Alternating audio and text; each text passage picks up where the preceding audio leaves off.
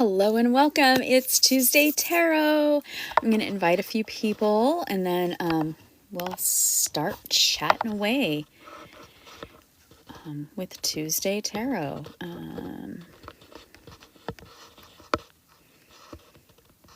Just looking for a few people. There we go. All right. Well, welcome, welcome. It's another day of Tuesday Tarot, and we had rain this morning and sun this afternoon, so kind of nice. Welcome, Seth. Welcome, welcome. Welcome, Candace. Today is Tuesday Tarot, so it's one card readings. Had one just fly right out. Hello, Carl Cooley. Welcome, welcome. So Tuesday Tarot is one card readings. If I am so inspired, I may pull an oracle card. Ramen for dinner. There you go. That's always, like, we do that sometimes here. So, which I was going to grab a banana and forgot. I was going to have a banana for dinner. Like, fancy dinner. Hello, Amber. So, yeah, we do what we got to do when we're to eat. So don't forget to share this live, especially if you have anybody you know that may want a reading tonight. Oh, cheese flavored. I have not seen cheese flavored ramen. That is really fascinating. I mean, I add stuff to our ramen, so I buy the cheap ones and then add what we want. So, and sometimes we just have it plain. But, yeah, the noodles are great. So, and I should have put that incense a little further away from me because it's coming right in my mouth again. I don't know why. It loves me. The incense loves me. So, welcome, Jacqueline. So, I do have, tarot cards and oracle cards and, Lenormand cards.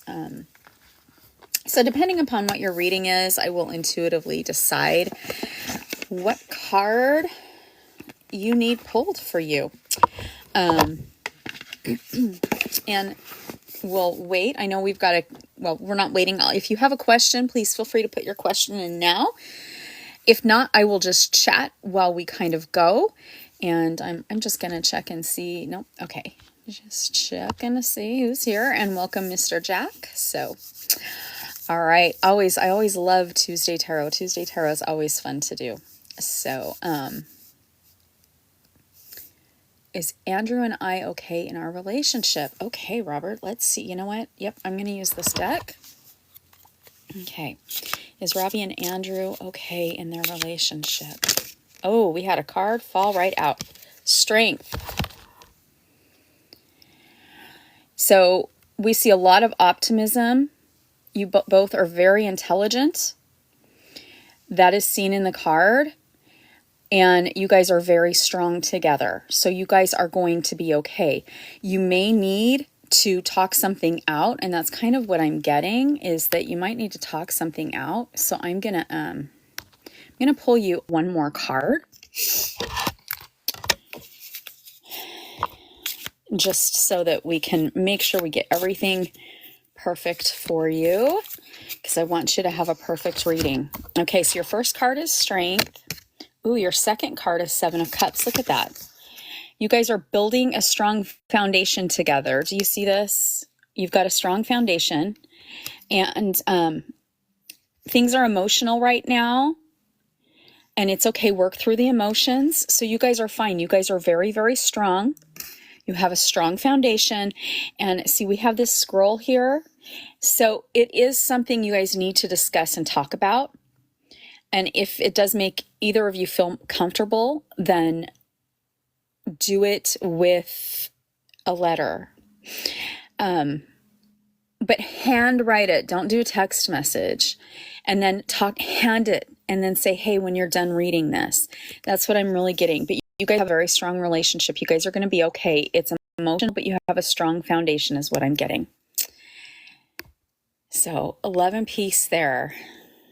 All right. Again, it's Tuesday Tarot, and welcome, Azriel. Welcome, Rain. Peace, love, and joy to you too. How sweet. I'm so glad you came with beautiful messages. And you're welcome, Robert.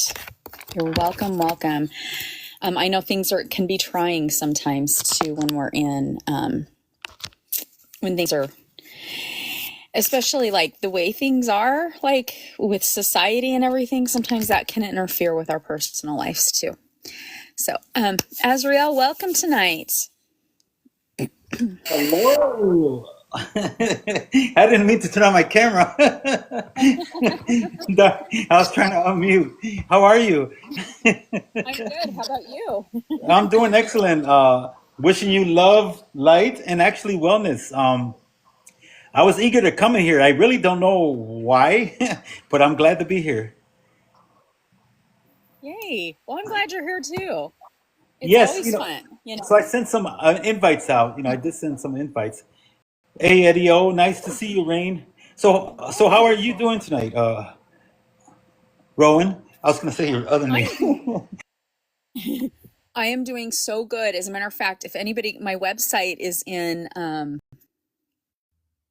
my bio. I had to think. I'm like, which app is this?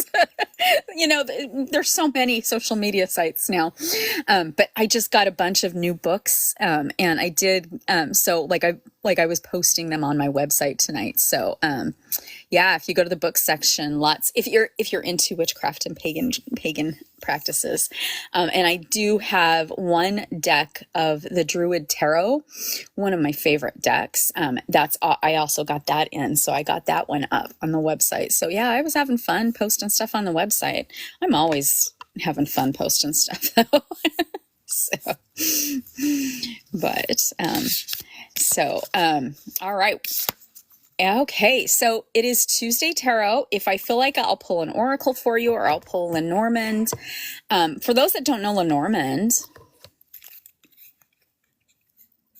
I'm going to kind of show you. Lenormand's pretty simple. I have some that are pretty fancy, but it's like snake, book.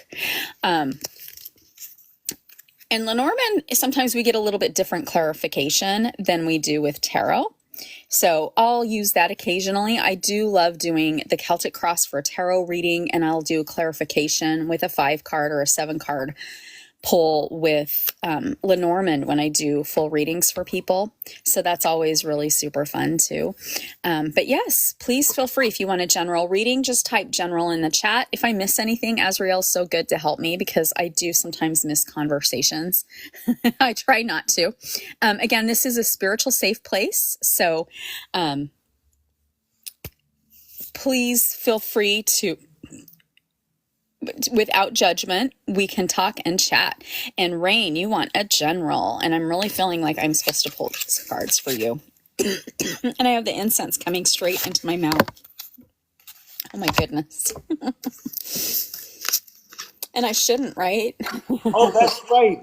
Sorry to interrupt, but I was thinking we're going to talk about Mercury, but that's for Thursday night. I forgot.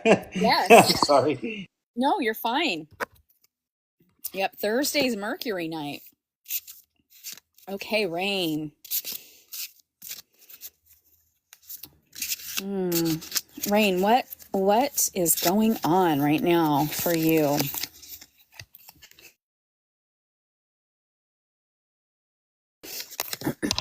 We have the 9 of Cups in reversed.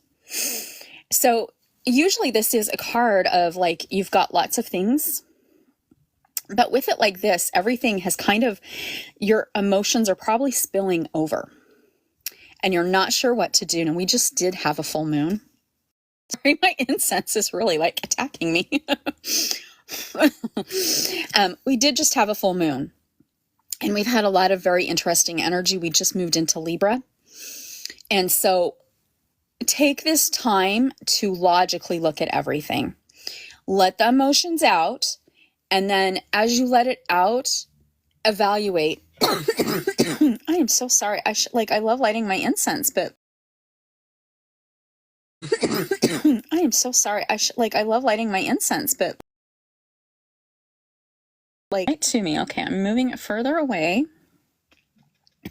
So if it comes, oh my gosh, it is still coming and it's not. Okay, it's just supposed to attack me tonight, I guess. So with this, if you have sadness or frustration or anger coming out, look at what the situation is and then logically look at it and say to yourself, like, thank you, Tina. You can say, like, if it's anger over a certain situation, then logically look at it and look at how your feelings are, and take that logic from Libra and evaluate the logical situation and how to move forward with it, but always embrace your feelings and know that your feelings are okay, and it's okay to let them spill out and let them out. You do need to let them out, because if we let them build up inside, that creates more problems and issues, and we don't want that. So let those feelings out, and then logically look at what the core thing is and how you can attack it in a logical aspect. I know sometimes it's really hard when we're in the middle of something. So I hope that helps you, guide you through what is going on. Good. I'm glad to hear. It's hard sometimes to release fully. It's, and we all have different techniques. So you're welcome. Yes, I think that's so funny. I literally moved it from like right next to me in front of me, and it's still like, I thought the smoke would go that way and it's still coming to me. Gotta love it. Welcome, Eddie. And don't forget to follow Azriel or myself if you're not following us. And thank you so much for all the hearts. We're at 2,000 already tonight. That's beautiful. So we may have some other people join. I hope Bren joins, because we usually have some really great pulls. So I don't see anybody else asking a question. Oh, they're your family too. There you go. And that makes it more difficult when it's family. I mean, it really honestly does. So I'm actually going to be teaching a class. I have it scheduled for either October or November. So I'm going to be teaching a class on using the Before Tarot. Any traditional Rider-Waite tarot deck. That's just one. I love this deck, if you haven't seen that deck. And the After Tarot. And Azriel, you saw the picture and you're like, are you going to show the cards? Are you going to show the cards? So I'm going to show the cards. So I'm going to start with the Before Tarot. So what's really cool is how the Before Tarot actually looks, and I made sure they were in order. I love this brand, Los Garbeo. If you guys have not seen that brand, if you read tarot or not, this is such a beautiful, beautiful brand. And I look at this. I mean, look how gorgeous the back is. So Before Tarot is what's going on before the Rider-Waite deck. And these can be really amazing readings. And my intention, and well, when I use them, I actually combined. I either do a before, present, and after, or I combined all the decks. But I'm going to just show you how beautiful this deck is. So there's our Fool. He's heading up to the cliff that we so knowingly love. Our magician. I almost said magician. Musician. Our priestess. Actually, I'm going to do it this way. Here we go. The Empress. The Emperor.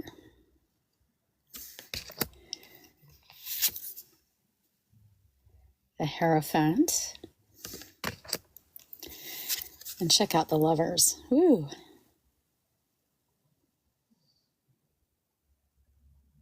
Ooh, okay, I see a comment. I saw Tarot 2 catch my attention. It's Divine Master Oracle. I feel like her Oracle cards. You know, there are so many beautiful Oracle cards out there. Here's the Chariot. I love this Strength card.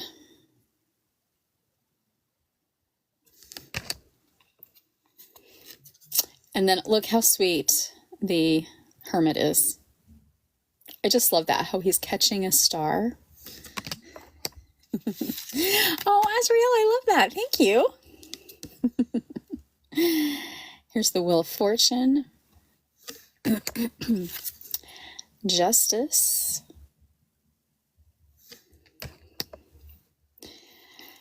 Look at the Hangman. He's like all kind of comfortable for a minute, you know? Well, okay, not really comfortable. I don't know. The Death card. Oh, the Unalive card. I will get that one day. Like, that's the hard part with the tarot cards. And also when you're explaining the reasoning. Temperance. The Devil. Yes, Azrael knows how to read. I don't know if he's going to read any cards. It will be up to him. There's the Tower. The Star. I love this. Look at the moon. How fun this one is. Here's the Sun. Love that. Yeah. It's missing, the initial, but I love it because the baby's still there. Yeah, it's beautiful. Mm-hmm. And that's why these cards are just so fun. I mean, they really are, because you can see a story. And I actually lay them at, like, when I first got them, I laid all like the before and after for each card.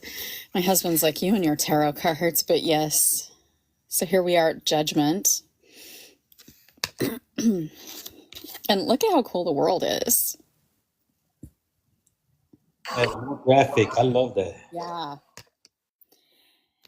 So here we go with the Ace of Cups. And now we're going to look at the cups.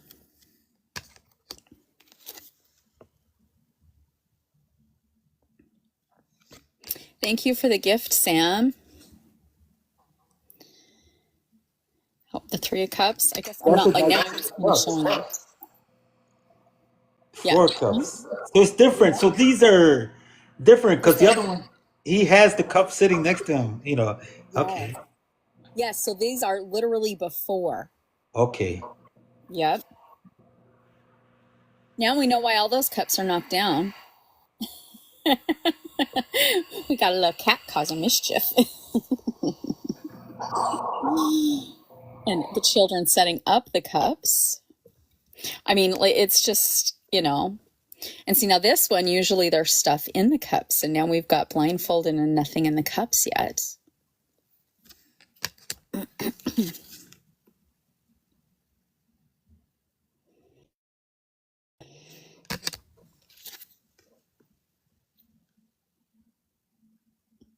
So this one's like, look at how, like, before the rainbow.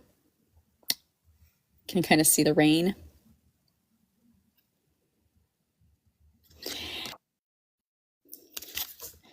I love how they keep the fish theme going.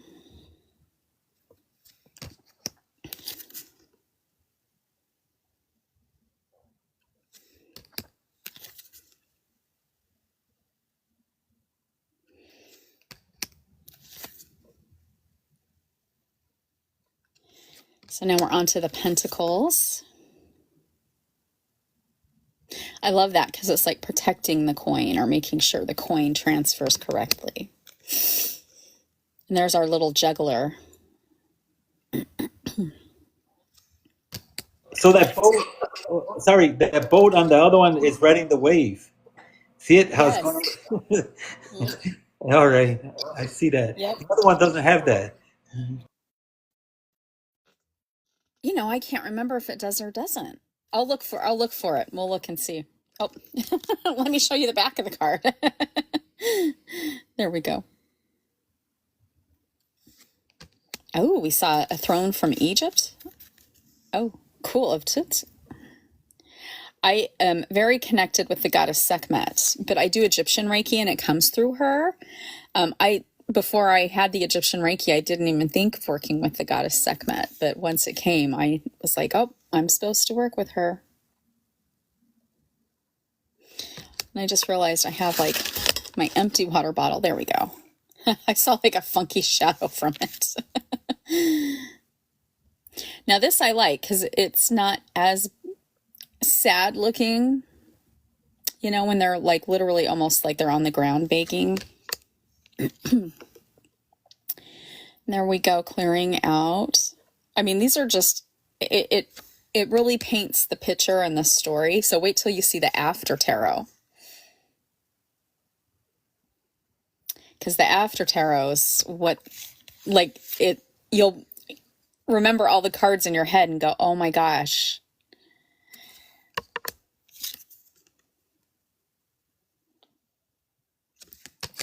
So now we're on. Did you get any requests? Any requests down there or no? I haven't seen any. So yeah, if you have a question for, I'll stop showing the tarot deck if you have a question for, if you want to be read, or if you have a question about the deck, I'll of course No, answer. no. I just sent out a couple of invitations, to Bren and Source. I just wanted to see if they responded yet.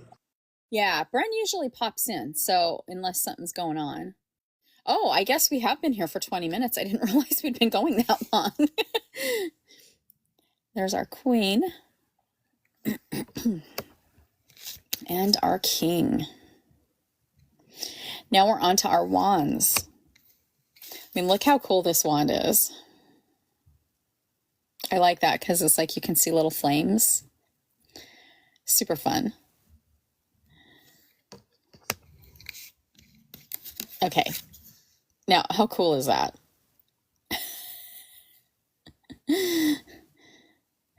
And thank you everybody who's donating. We really appreciate the donations.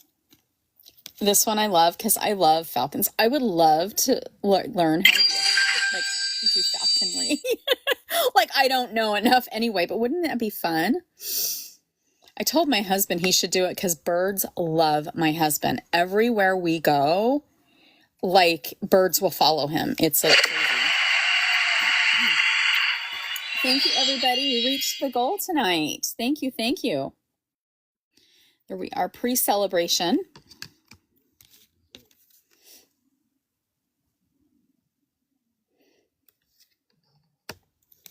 Ooh, yeah, that would be fun with a condor, Jackie. Birds are just amazing. We have a feather baby here. He's supposed to be my baby, but like I bring him home and he loves my husband. I see every bird loves my husband. So I guess I needed to get something like a rabbit or something. I don't know. Yeah, my husband's work calls him the bird whisperer because he's randomly had birds just land on him while he's out working, and they'll just sit there with him. It's just crazy. Look how cool this is.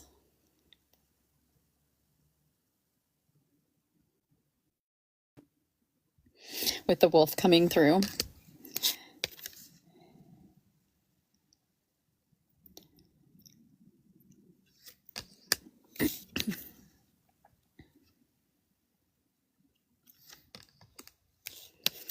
Oops. Almost grabbed two cards.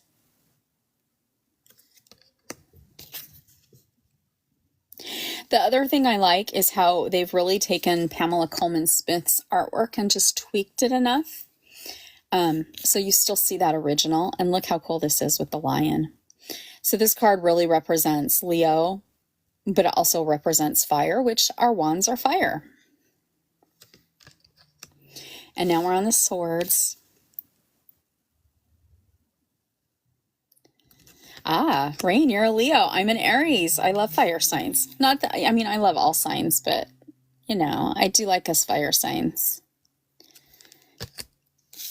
Here we go, right before the swords pierce the heart. And for those that don't know, we're talking about Mercury on Thursday, working with Mercury, magically, but also astrologically. So we've been getting into deep discussions on how we work those planets from our natal charts. Oh, we have quite a few. We have another Leo. Azrael, you're a Virgo, right? Yes, I'm a Virgo.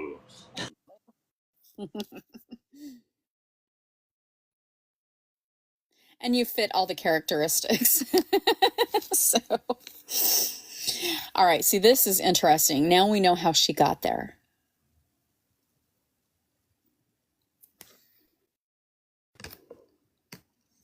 All right, this one's going to be shocking. I'm not going to hold it up too long because I don't know if TikTok will like the picture. So, sorry.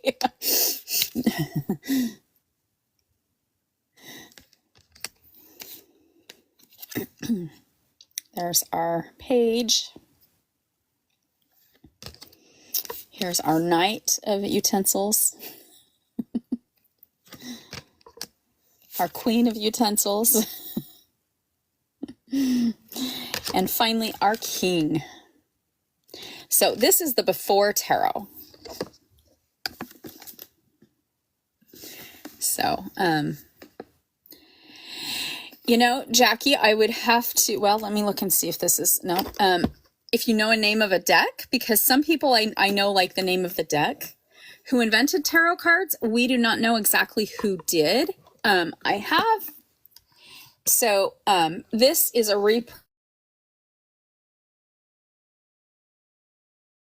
the Viscotti tarot. There's also the Bursa tarot, and then you've got the Marcel tarot. So they date back, now I have to go off my memory. I can see where it is in my notes. The 17th, 16th, 17th century. And they were actually started out as a game, and it turned into divination. And then when Arthur Waite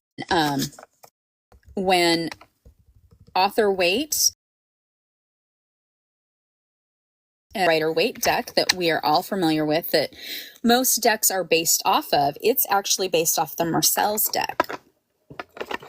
So it is based off of that. So most of the original cards were all hand painted.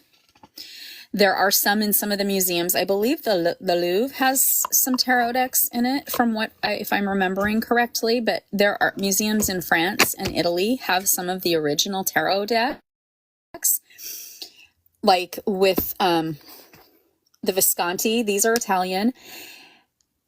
Most of the cards were there. I think it was like 75% of the cards were there. So they were able, based off the artwork, to reproduce the ones that were missing. So it is really, really fascinating, the history of tarot. So, all right. Any questions? Anybody want a reading or any other questions about tarot? And maybe I'll show the after tarot closer to the tail end. Oh, there we go. I started reading from regular poker cards. You know what? I did too, because in high school, we weren't like, my friends and I, because our families were very religious, we couldn't have tarot cards. So when, you know, latchkey kids, poker card decks around the house. And so that's what we used. So I'm not as good at reading the pips as I used to be when we used to do them that way. But I have a friend who can still, my girlfriend can still do that because she kept reading them like that. But yeah, it is really fun. So yeah, the only difference with it's just not having the major arcana. So so that's a difference. And I saw another question. Is there always the same amount of cards in each deck? Okay, most tarot decks, okay, I'm going to say like 90 to 95% of the tarot decks all have 78 cards in them. There are like a few decks that may have some additional cards. So one of my favorite decks that I do a shadow and healing reading for people with is the El Goliath Tarot deck, and that has 98 cards. So he did add some additional cards to it. So yes, there are some there are some additional cards in some cases. There was one of the early decks did have, in the major arcana, they had, what was it? They had 4 additional cards, and I'm forgetting which 4 additional cards they were. So the major arcana had more. So there are some variations, but most tarot decks do have 78 cards. Most Lenormand decks have 36, and then Oracle decks are going to vary. So I do. I do, Jackie. Like if I need to get clarification, or a lot of times like when I do rituals and stuff, I'll pull an oracle card for energy depending on what we need. I actually have oracle cards here because if I get asked a certain question, I may need to pull an oracle card. I combined the Druid Tarot with two of the Druid Oracle decks together because they were all by the same person and they're all the same size. So I will do a mix with that, a mix between the Oracle and the Tarot. So because sometimes we do need a little bit different clarification with them. And some decks are, like I'm going to actually show this deck. So this particular deck, the Blind Spot, this is an oracle deck. I call this the please don't cry when I pull your card because it's that this is what's going wrong in your life. And so it can be a little bit off-putting. So I only use that with people that I know can handle it, because some people can't handle hearing like the blind spot cards are telling you basically go ahead, Azrael. I was gonna say, do it for me. Do it for me. Okay, I'll do Yeah, do one for me. I got my all seeing eyes, so I do want to see. Go ahead. Well, you can handle it. Yes. Okay, and then Jackie's asking while I get this out. And because I don't have these cards memorized, I use the book, but most of my oracle cards I go into intuitively, but this is a different type of set. But yes, Jackie, I actually, my pendulums I use for specifics. Like I use pendulums. I use pendulum with my Reiki work and with some other stuff. I also use runes. I am certified Elder Futhark rune reader, and I certify people. I do teach that. That actually starts this month. I believe it starts in 2 weeks, if I'm remembering right. It's either 2 weeks or 1 week. It's 2 weeks. 2 weeks from today, actually. So yes, I love Elder Futhark runes. There's lots of ways you can read them. I don't usually do one pull runes. I just do a full rune reading because I like to do it a little bit more traditionally. All right. So, okay. So the Blind Spot, this is an oracle deck. I like it because they are sigils. How am I certified? So there are like, and like it depends. Like, so my rune teacher made their course, and there are companies that will certify you to certify other people, if that makes any sense. And so my runes teacher, James, who actually lives in the UK, he's a certified tarot reader too. I got a certification for tarot from him. He's one of 3 people I got my tarot certification from. So he'd been working with runes for many years and taught many students. And there's groups out there that will certify you so that you can certify others. So that's kind of how the certification goes, but it's not like a college degree or anything, but it does say you studied and learned, if that makes sense. Like my teachers, they tested me. So if I couldn't pass the test, they weren't going to stamp their name and say, you know what, you'll be a good reader. They wanted to make sure, like, if their name's going to be, if they're saying, you know how to read, they want to know you know how to read. And I do that too. I make sure that my students can do readings for people before I throw them out in the world. So, plus sometimes we get a little intimidated. Granted, I don't think my test is that hard. Is it, Azrael? It's just do a reading for a fellow student. Yes, but I not in tarot. I mean, not in rune. I don't know rune. Only tarot. Yes, but I needed. Here goes Brent. Brent's here, but I needed it because you know what? I was thinking of at one point opening up a shop, and then I said, you know what they're going to say if I what credentials do I got? So I needed to get a certificate just to have something, you know. All right. So now we have another question. Have I ever used a Ouija board? I did once. Um, I like. I'm going to tell you, it opens a vortex. And Astro, if you want to come up, we're doing readings tonight, so you're welcome to come up. I have a treat for everybody. I'm just getting it all organized. No, with the Ouija board, whatever spirit came through was like we were in Chicago, and the spirit tried to claim that it was a white person who had been there in the 14th century, and I started laughing because I know my history. And I'm like, really? Because there weren't very many white people on this continent during that time. And we watched the all of a sudden I'm forgetting the name of the planchard. Whoop, went straight to goodbye. And everybody's like, they kind of got after me because I ruined it. So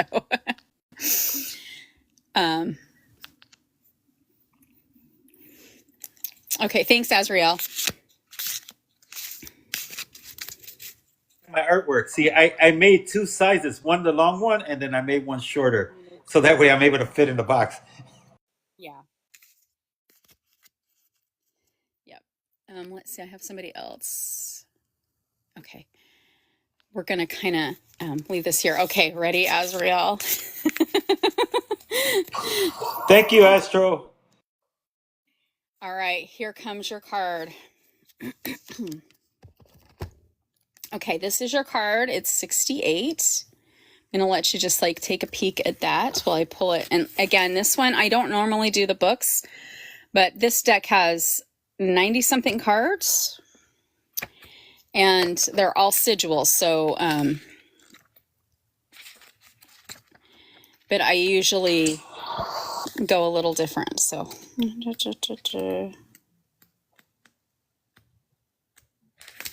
okay, this one is, I'm going to hold it up, Azrael, so you can see the name because I don't know if that's TikTok friendly. So, great. So, okay, if you've drawn this, oh, like this is really sad. If you've drawn this, you're self-alarming.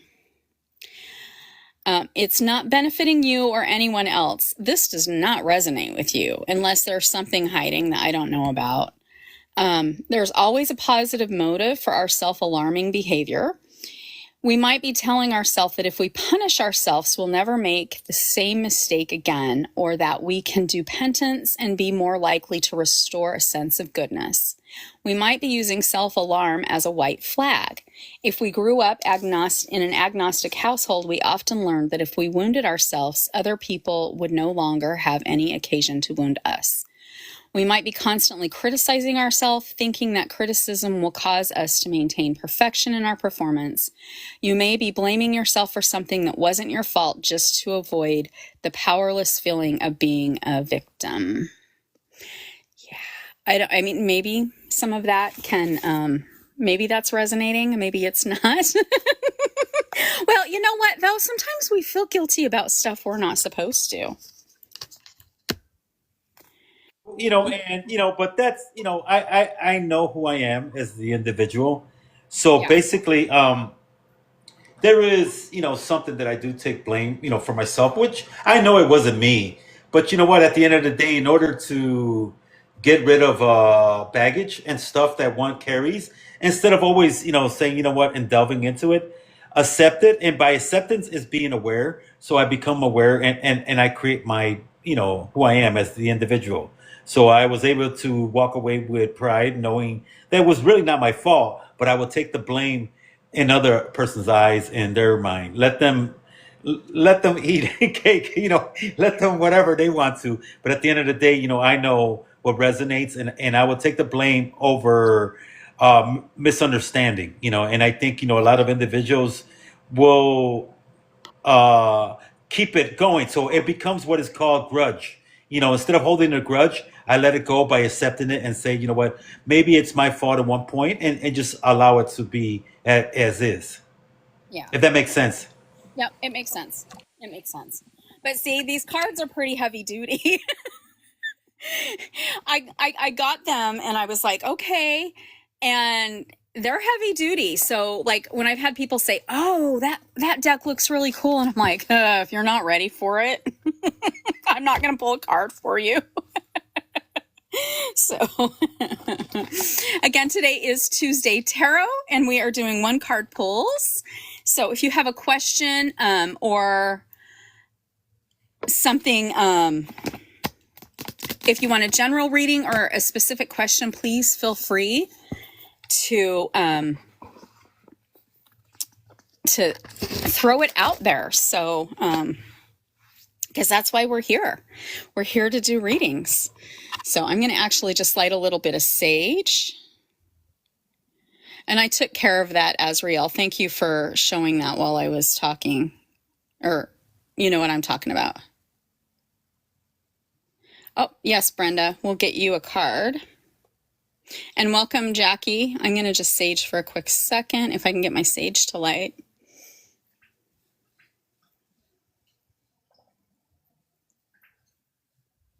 Okay. And then Sam wants a general too. Okay.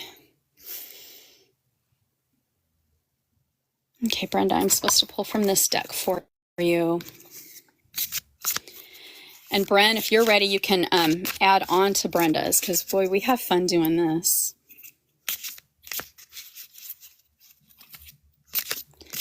All right, Brenda, the message that the universe has for you today.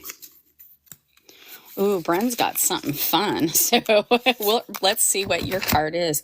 Ooh, we got the 3 of Wands in reverse. So you have looked ahead of the road and you're like right there. Like if you can see that deck or that card, we're not showing a full deck. So the path was behind you and you've made your pathway. See all this beautiful energy. You are learning and you are growing so much right now. It's all right there. So you don't need to look in the past is what I'm getting. Everything you need is right here in the present moment. So just embrace the present and know that what was holding you back is no longer holding you back. Bren, anything you want to add?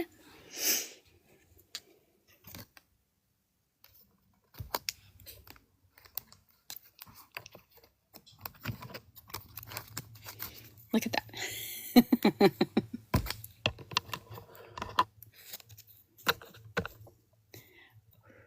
That's a pretty deck. The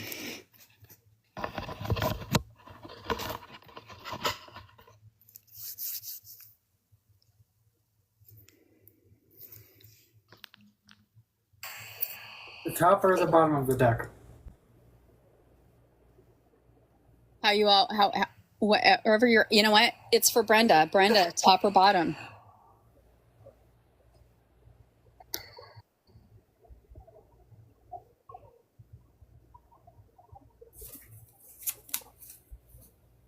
Bottom.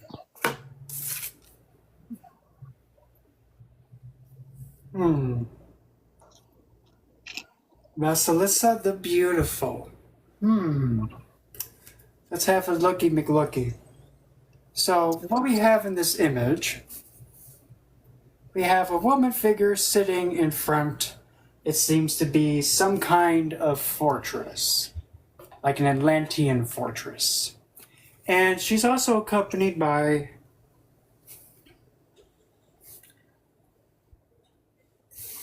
another very tiny little figure. And in a way, if you look at the, I almost said archetype, but if you look how the building is structured, in a way, it kind of looks like I almost said Ruski, kind of like a Russian or like how the churches are built over there, like how they have like that Yeah, the beautiful structure little to them. So on top. now what this is giving me, Celia the Beautiful. Well, this is giving like an idea of, because the way that usually with the Slavic customs, the Slavic women are very tough, no nonsense, and they expect you to be on your A game. And also, of course, they are very beautiful women. But they have this aura to them that are, I know my worth. I know my worth. Oh, man thing, put effort, then fine, get me. No, you put no effort, you get no beautiful wife. No. So that's the vibe I'm really getting. Being able to look up and think, all of this standard that I have to meet by other people. Now, the only standards that I think is for myself. I set the standard. And if you also notice that let's see if I can get it in the frame. Yeah, a little more to the left. You happen to see that little figure right there?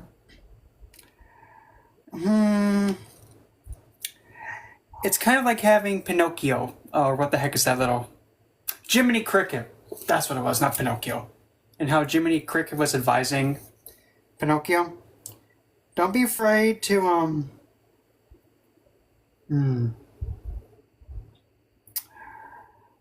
Don't be afraid to use something like if you happen to have what's that called? I'm trying to remember what kind of doll that is. The doll that splits into like another smaller doll. But if you have a doll or a figurine, the Russian dolls. Yeah, the little Russian dolls. Yeah.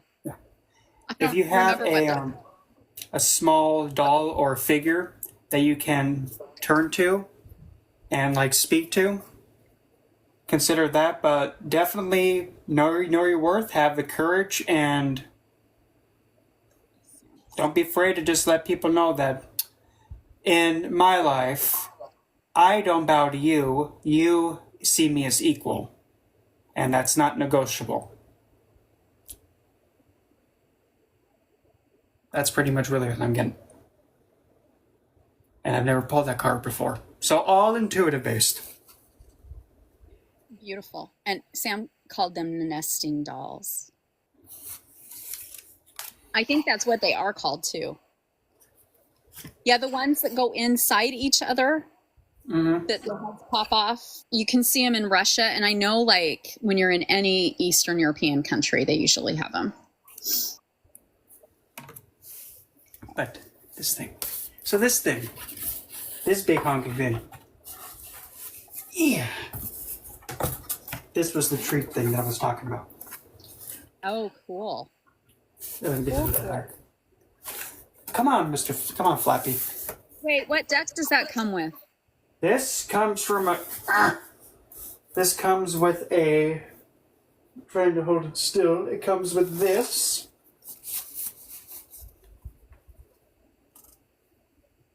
Fancy book. Okay. Because I think I've seen that before. I think like maybe I was like somewhere and someone had pulled it out somewhere. I mean, it looks familiar, if that makes sense. Yeah, and a friend of mine from the UK sent me this. And I think this was like an edition that was like a like a Kickstarter pledger. Mm-hmm. Yeah. But yeah, this thing.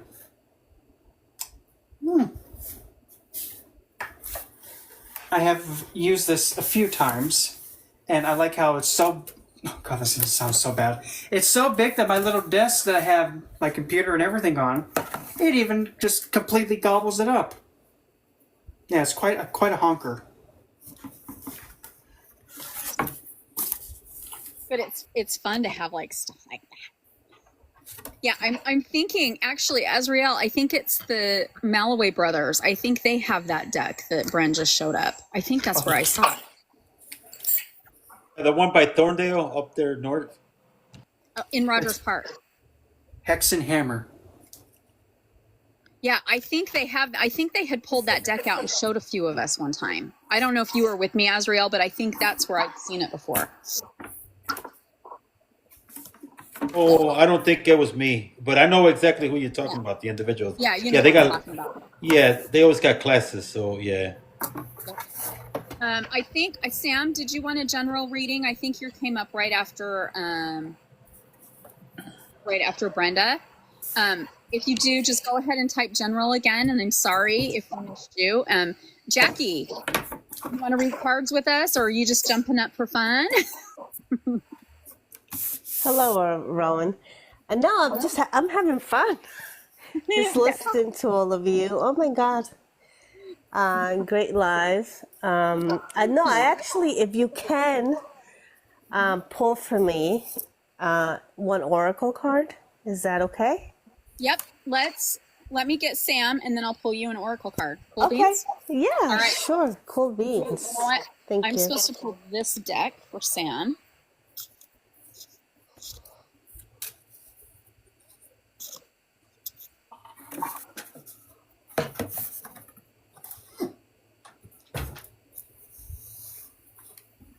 Hey, Sam. The message you are getting is the Six of Wands reversed. Wow. You're on the verge of a victory. So something's going on. You're almost there. So if it's like trying to finish a project, I don't know why I'm getting like, it's something bigger than that is what I'm getting. It's going to go in your favor. You know exactly what I'm talking about. It's going to go into your favor, but you're not there yet.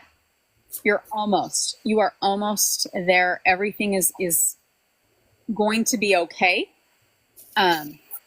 It's just not quite there. And there might be some more that you need to do, but it will be come out in your favor. Let's see what Bren gets. I mean, we've got like a 6. I think we're off 7s. Did the 7s go away with the full moon? Speaking of 7. We got a 7. Never mind. 7's not gone. 6, And 7. the card that this is, it's Baba Yaga's hut. Ah. Oh, Baba Yaga. Oh, that's funny because I was just talking about Slavic. She's part of Slavic. Yes, she is. So, Baba Yaga. Oh, where do I start with this lovely, exciting woman? Well, Baba Yaga. Now, depending, of course, how you're interpreting her, the core thing with Baba Yaga is that, of course, she's a crone. Baba Yaga, I have to admit, she keeps you on your toes. She will keep you on your toes. She's wild, wacky, but at the same time, despite the stereotype of seeing her as a hag figure that's been known to kidnap people and also put people in not the best of positions, she's also at the same time somebody who also helps those that are willing to also help her. So that equitable exchange. But at the same time, Baba Yaga, despite being a crone, does have the understanding of being in that state of childlike. Like seeing the world through the eyes of a child. Hence, like with her crazy antics and her surprise hopping into the mortar and pestle and going... And, of course, we can't forget about her lovely shack with chicken legs.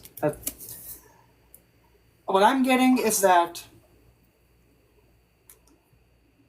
I would suggest being more aware if there is a figure that you know, or if you encounter a figure that may be stereotypically seen as somebody who is a bit eccentric, out there, or just usually pushed away by everybody else.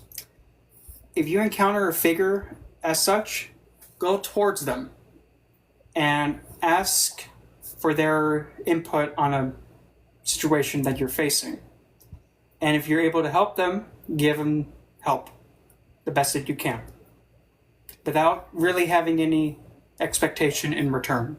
Because with Baba, if you're choosing to give that help, but also giving that assistance in a way where you're like making it fun.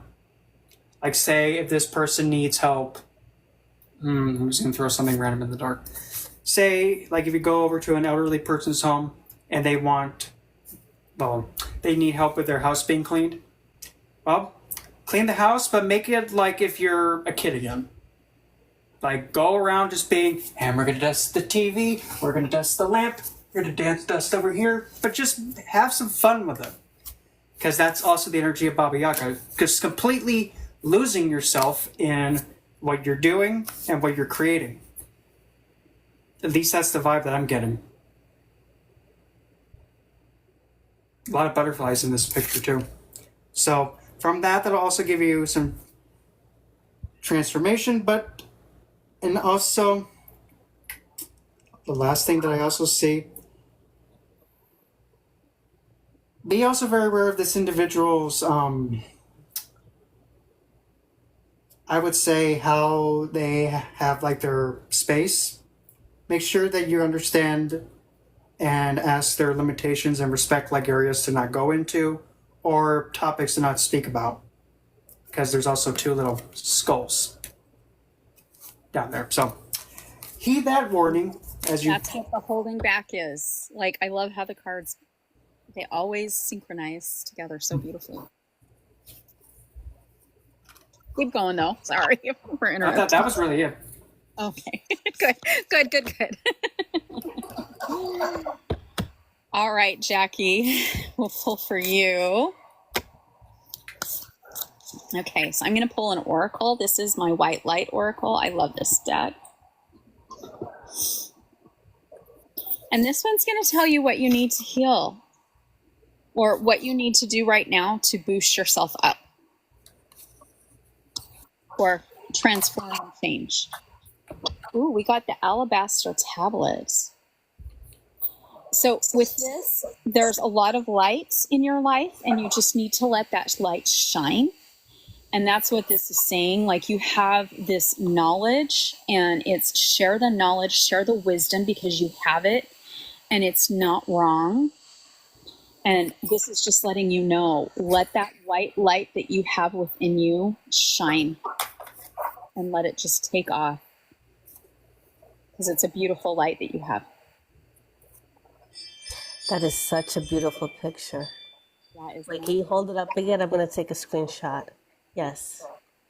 It's so beautiful. I absolutely love this deck. I do my shadow transformation, I guess we could call that reading. I use this deck with my El Goliath Tarot. Wow. What's the name of that deck, Rowan? If you don't mind sharing. The White Light Oracle. It's Alana Fairchild. Oh, Fairchild, of course.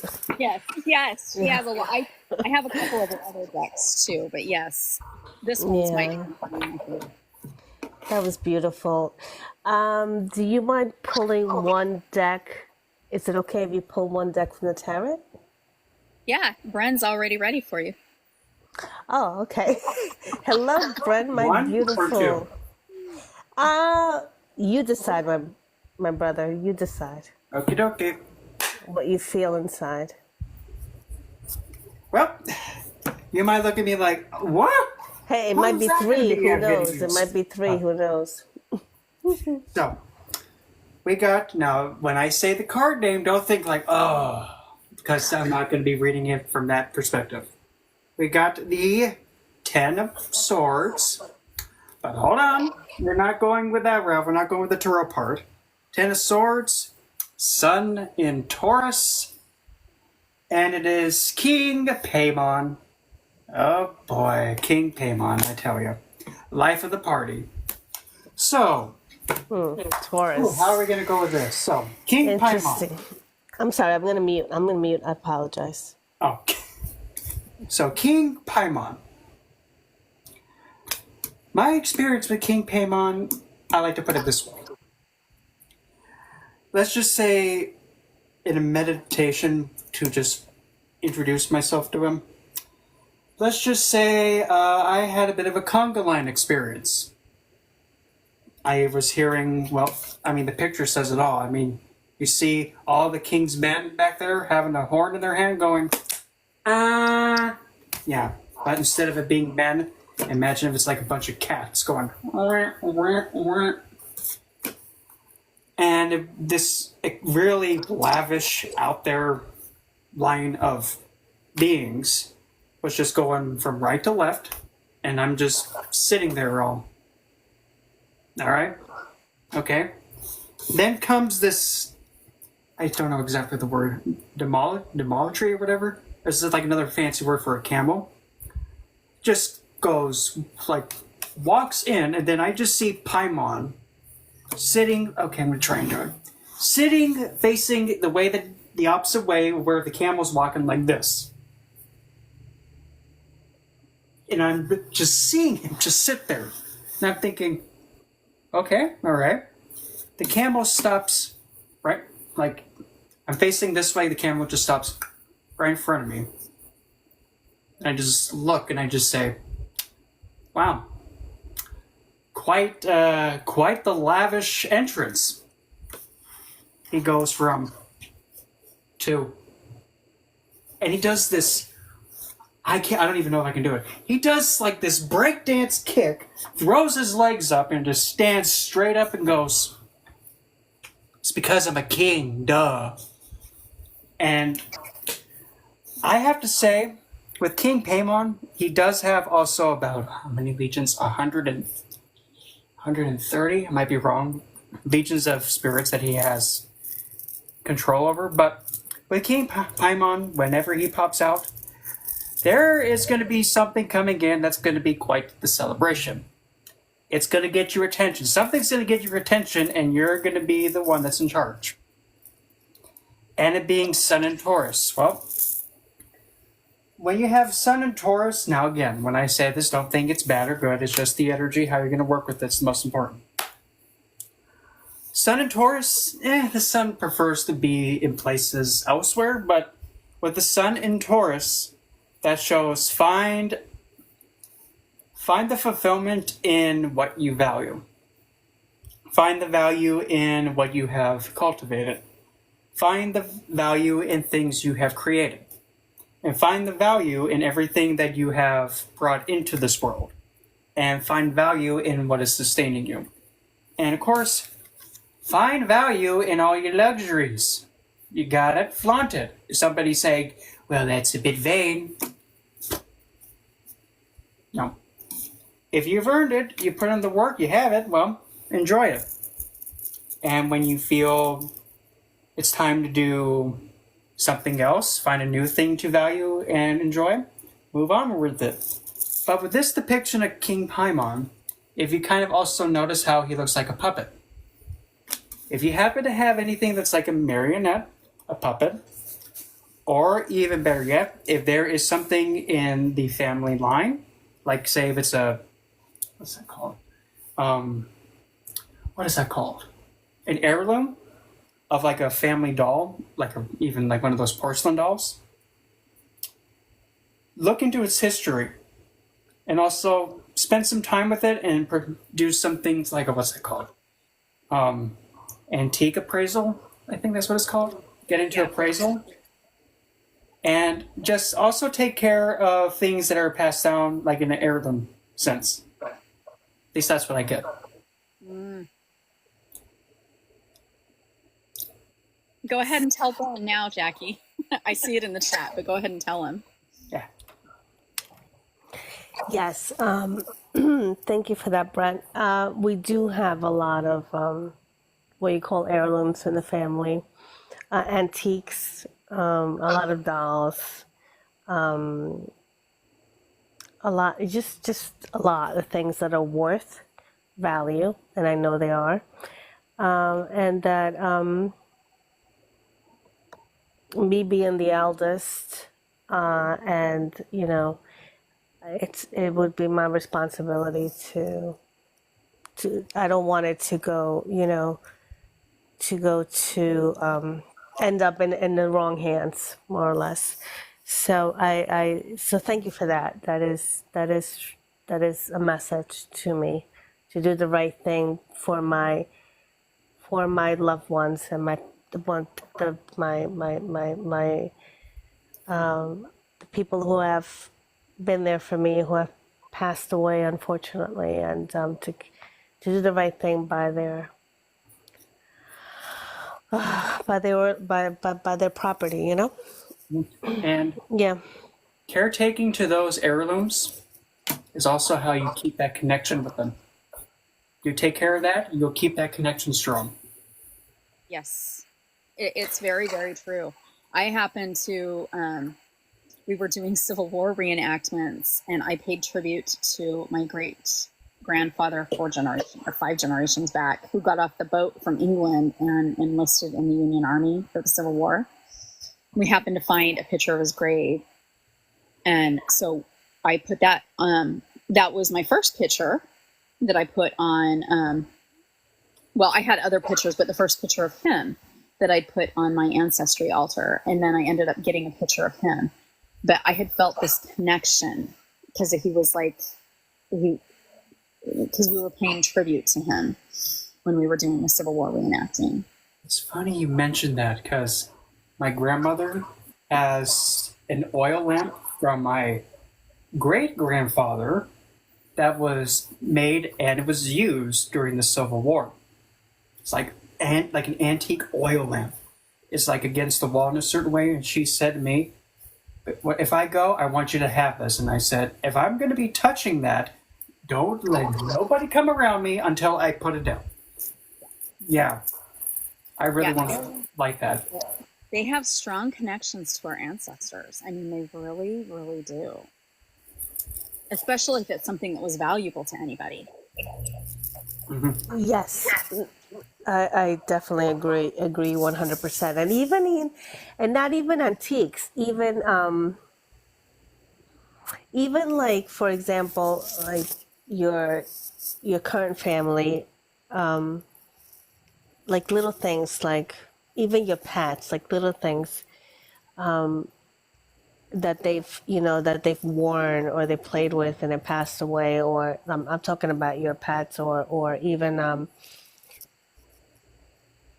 just your friends, or that have passed away, and then you have like something that you have that was of theirs, or something that they gave you, they gave you as a gift. You treasure those things as a remembrance and to honor them. And it connects. They might, yeah, That's how it does. some items become haunted, as they say, because sometimes it is connected. Yes, I know that. I used to be the type of person, when I used to walk my dog, I would pick up like in a trash, like certain things I would pick up that were good. And then I realized that maybe I shouldn't pick them up. I was like, no. So then I stopped. I was like, no, I have to stop doing this, because you don't know, you just don't know. You just kind of feel the energy, because I've gone through thrift stores before when I've been like, oh, this is really cool, but then I think, like, nope, I'm not supposed to take this. Exactly. That's the same way I feel. I was like, oh, I want this, and then I'm like, maybe not. Or I'll just I'll take it, and then I'm like, then I'll throw it back out in the trash. I'll throw it right back out. It's funny, but yeah. Yeah. I've seen cool things in thrift stores when I pick it up and I'm like, nope, somebody's attached to this. I gotta walk away. I know, Azrael, you probably have had that too, right? Because I know how your clairsensing abilities. Yes, I do. Okay, and Azrael, I need you to do me a favor, and you need to put black crystals around the area when you're going live. Okay. Because I know what's going on. Yes. So just put some black crystals around there. Black obsidian best, shungite good too. those would be the two best ones. But you know what? Tourmaline, jet, black onyx. Just do it. And if you don't have it handy right now, grab an amethyst or a tiger's eye. Well, no, I got plenty over there. Yeah, but you know what? It's coming from a different source. Because for about 5 minutes, 10 minutes, I had a tea going, and my flame was off, but the pilot was on, and then my energy got cut off. So yeah, I'm gonna do that right now. I got crystals over there. I got a bunch of them. Yep. Okay, so Brenda said, can you ask a question about loved ones who pass on? You can do that with tarot. I don't do it with tarot because I feel like you need to have like the deck set aside for that specifically, because if you use it, and this is just my opinion, you're going to start getting spirits wanting to communicate with you through that deck. I do, however, like I have a specific pendulum on my ancestry altar, and that is to communicate with my spirit guides and my ancestors. So I use it that way. That's one way I use a pendulum. I use pendulums in quite a few different ways, but I have different pendulums for different things. But that is one way you can, talk to your loved ones. You just need to ask yes and no questions when you do that. Let's see. Okay, I don't think I missed anything. If I missed anything, please feel free to repeat. I'm trying to catch what I can as we're here. But yes, it is Tuesday Tarot. This is a spiritual safe place, so I do ask for no judgment. And, it's okay to disagree, but let's not try to make things fights or arguments. So that is not allowed here in this space, because this is supposed to be a space of positive energy. So, and again, it's Tuesday Tarot. Please, we're so close to 10,000 likes. So let's hit the little heart, and please give our guests some hearts. And if you're not following, please make sure to follow us. We're here every Tuesday. Yes, Rain, it's supposed to be positive, beautiful energy here. We're all supposed to learn from each other and grow. And I know Azriel and I have known each other for a long time. We actually know each other from in person, but he knows I take many, many, many, many classes in addition to teaching. And I know Azriel goes to lots of classes too. I mean, I'm Theosophist. I'm going to call those classes because they are, so we have actually everybody here has some beautiful experience and some beautiful tutelage, because Bren has a beautiful background too. So, and Jackie, I know just a little bit about yours, but I know you have it because we've been on panels together. So everybody has a lot that we can share. Beautiful Rain. I shower all positive love, peace, joy, abundance, protection, guidance to us. Amen. Yes. As we will it, so shall it be. That's beautiful. Bright blessings. Thank you. And un memento with some of the other crystals that are good for protection and all that stuff. Like was said already, shungite. I like to call it it's like a bottom feeder fish. That's like this in stone, shungite. Shungite is a Russian stone, right? From Russia. Yeah. Yes, from one village. I can't remember what it's called, but yeah, that's where it's it's like Shanginet or something like that. I don't know how to pronounce the village, but that's so basically shungite. I like the beginning, the shung, that's part of in the village's name. Yep. No, like obsidian. But this is kind of like a protection that's also it's like preserving your innocence and your childlike energy. It's more of despite all the intensely BS of adulthood, I'm not letting this child get hit. Then of course there's the legendary black tourmaline, the literal I like to call this the Secret Service stone. It's like, oh, BS tackled. LOL. Smoky quartz, I like to call it shadow quartz. Yeah. That one. Oh, I'm gonna butcher this one.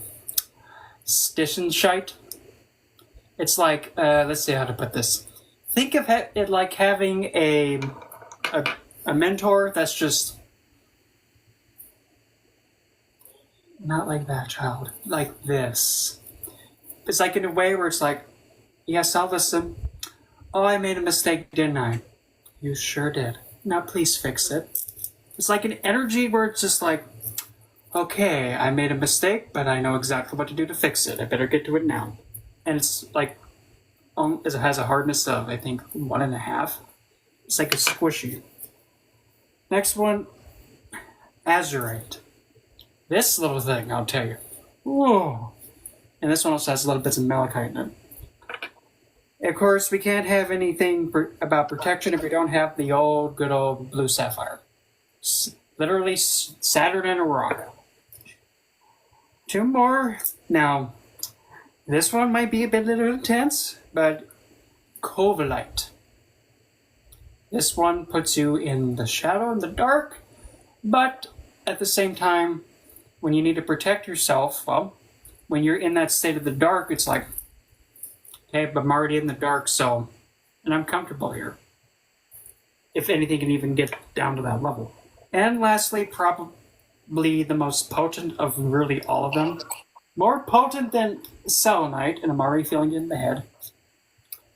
Apophyllite. Oh. Apophyllite is fun to work with. Woo! Like holding that, just holding that, like inside my head, I just hear, you know, like when you hit like an aluminum bat when it hits the ball, just right, it goes ding. Yeah, that was just going on in my head when I touched that. But yeah, those are some other protective stones. So Can you say that one again? apophyllite. A-P... Apophyllite? A-P... A-P-H-O-L-L-I... No, wait. Y-I-T-E. I know, I'm sitting there. I know where it is in the books. Apophyllite. This is like a spelling bee. That's actually stronger than selenite? Really? Yeah. Wow. Yes. It's like, imagine you have selenite, but you times it by 100. Okay. And if you were to take like a piece of apophyllite, oh boy.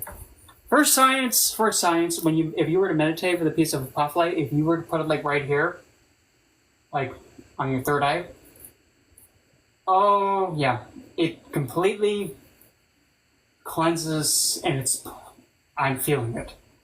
It pulls, like it completely shakes up internally from the third eye all the way down to the root, and it's just vibrating it all out. And it just resets everything. Yeah, I have like a little piece, and the little piece is very, very strong. Oy. Okay. Now that I've hopefully coming back. Somebody did want a card. Wait, did we pull? Do we owe any cards to anybody? Yes. Okay. For Brenda. Also, I'm like, did somebody ask for a card and we got sidetracked? If please make sure to ask again. Yeah, Brenda wanted for Virginia. Yeah, I didn't see no request. Okay. Yeah, for Brenda. Okay, Brenda, did we not get her last one? One for her sister. Okay, yeah. Here. For Virginia. Okay, let's see. Which one? Yeah, it's like, which energy do we need?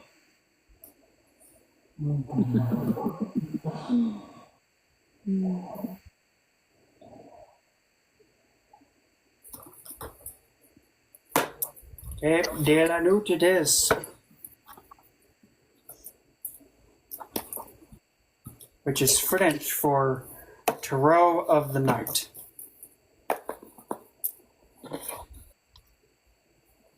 It's also funny, the other deck, Oracle de la Nuit, is Oracle of the Night. So let's see what comes out.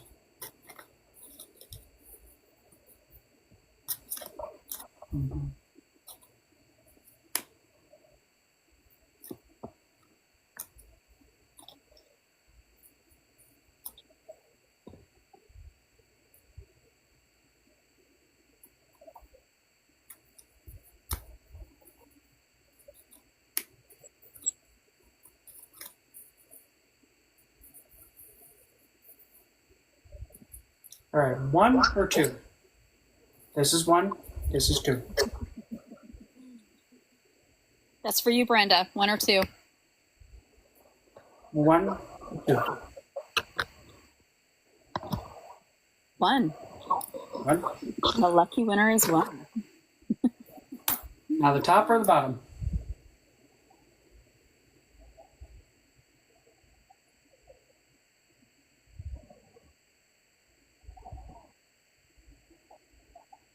There we go, top. Ooh.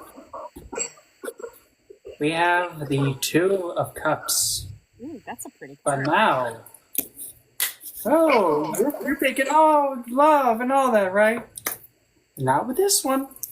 It's because here we got this. We have a woman figure in white. And funny enough, it's her mirror reflection behind her. Now, the way that she is being presented, we have one facing the opposite way, but also looking over her shoulder to the other one, completely revealed. What I'm seeing here, based on this depiction, and there's also a figurine of, in the background, a cross, but also the shell at the bottom, kind of like how Aphrodite just sprung into existence. So what I'm seeing is this. Make sure that you are in tuned with yourself and really reflecting back on yourself that, you know, the parts of me that I kind of have turned my back on, I think I'm just going to say, you know what? I'm going to just love every bit of myself. Especially the parts that I don't understand. The parts of me that I've turned my back on and think, nope, I don't like that about me. You know what? I'm about to face it and say, you know what? You're a part of me even though that I've completely neglected you. And for that, I'm going to stop doing that. And just say, you know, you're a part of me. And since you're a part of me, that's what makes me perfect. So a lot of self-reflection, going back within yourself, taking stock of yourself, and especially the parts where you're like, oh, I can't believe I did that years ago. Why did I do that? Just look back at it and say, you know, I'm glad I made that whoopsie. I'm glad I made that whoops moment, because that whoops moment was a part of you that helped you get to where you are now. Because without that little whoopsie, you wouldn't be here. And that's just as important as the part that is radiating out front, like, oh, look at me, I'm on the runway. Well, yeah, you wouldn't have gotten there if it wasn't for the other whoopsie behind you. Because that whoopsie played a part to getting you in that runway, out in front. So accepting yourself unconditionally all the way through, without anything outside of you saying, well, that's not really good. No. But, you know, people wouldn't like, nope. Accept you for you and all of you. Because the only person that will be in your life, and has been since day one, is you. Anybody else? Nope. They ain't you, so they don't have a say in it. Love yourself all the way, completely. And that's what I get.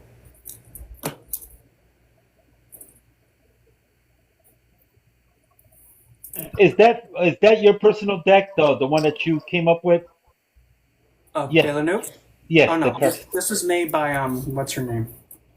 I love her artwork though. It is by. She shows me this one.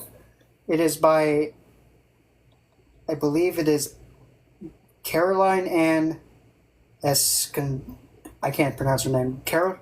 Caroline Eskenazi. I think she's French, but yeah, she has done another dark oracle deck. She's also done Japanese astrology cards. Yeah. I'll say one thing, when I saw those, I'm like, there's Japanese astrology? Huh. And as far as I know, their version of astrology is moon reliant, like heavily moon reliant. I'm just asking, you know, I don't I think I have to invite. Azrael might have to help me with that. I don't know. Let's see. Yes, as far as for Brenda, I don't have the option to pick them up or so you have to go into that on top right. On the top right, you see the little man or whatever that is, and it says 7 on there. Click on there, and you can actually find Brenda's name in the list, and then you click on her, and then it'll say invite. Okay, mine says guest. Would that be the same thing? Yes, correct. That'll be the same thing. Guess. I also have an old phone, so You guys, I need some help. I'm going to be honest, okay? That's my sister. And my sister's no longer. Either Bren or oh yeah, okay, you muted, Bren. Oh, Here. can you hear me, Brent? yeah, we can hear you. Okay, Brent, the reason why I wanted you to pull that card for me, okay, is my sister. I have more than one sister, but my sister was younger than me, but she was like a mother, okay? Very good woman. But I wanted a card for her because what happened to her. And I don't know the true story behind it, okay? I just want to know if anyone can give me an answer on it by a card. What happened to her? And I don't know if you're allowed to answer it in tarots or anything. Was there foul play?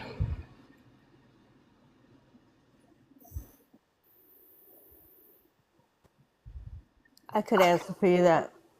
You can? You Yeah. know, Brenda, you know,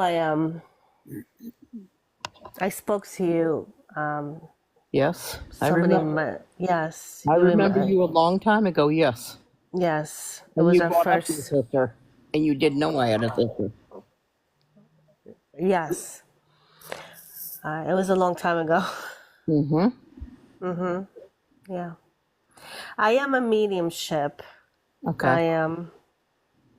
But I don't. I don't practice it. I don't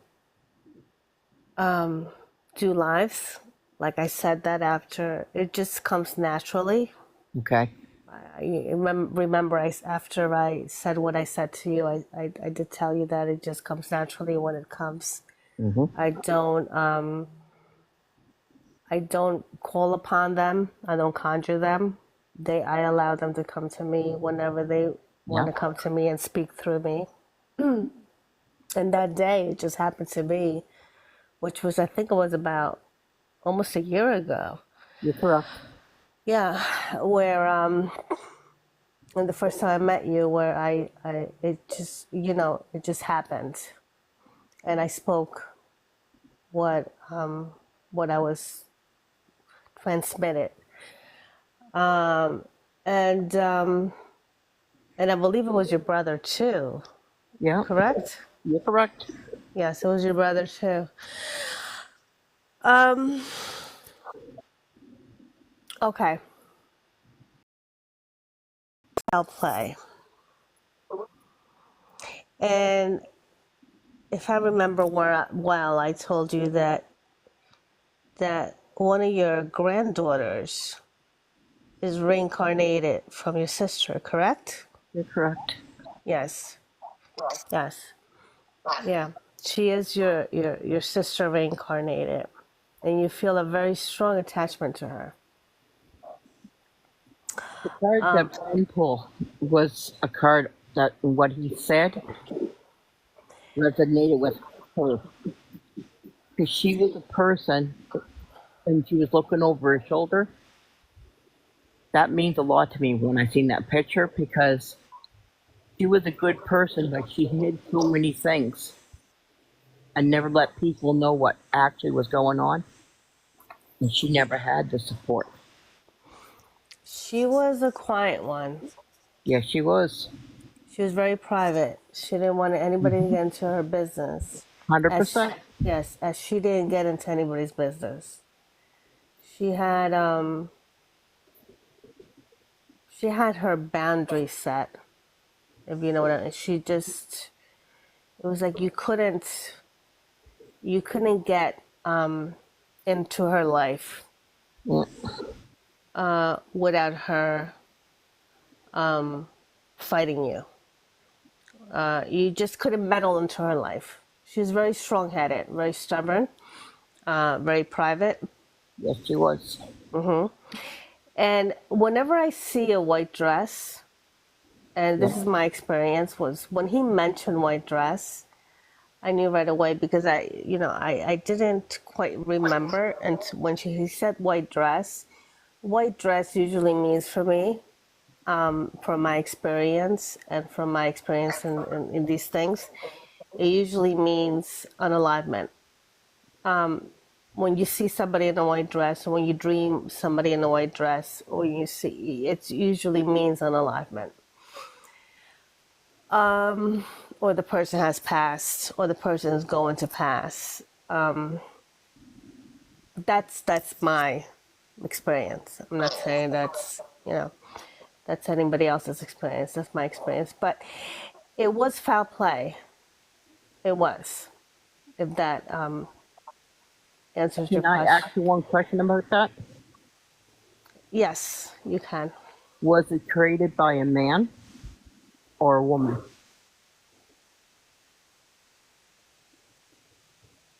She tells me both. Holy fuck. Both. Yes, it was both. Rowena. It was both, Brenda. It was, it was more than one person. Yeah. Okay. That's all I wanted, you guys. Okay, Brenda. But I also want this. Thank you. You see this one? Okay. Because if you notice how she is on that figure right there, like Yep. she's jumping. It's like, how do I put this? She's like jumping and just holding on real tight, and that's that indication of like she's always there, even if it's heavy. You still have that connection. That connection and that looking over and watching out for her is so strong that not even the unalignment can break it. You know, Bren, I tried to help my sister. My sister.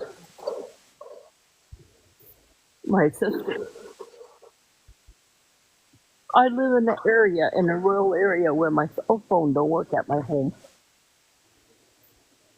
It only works for the work in town.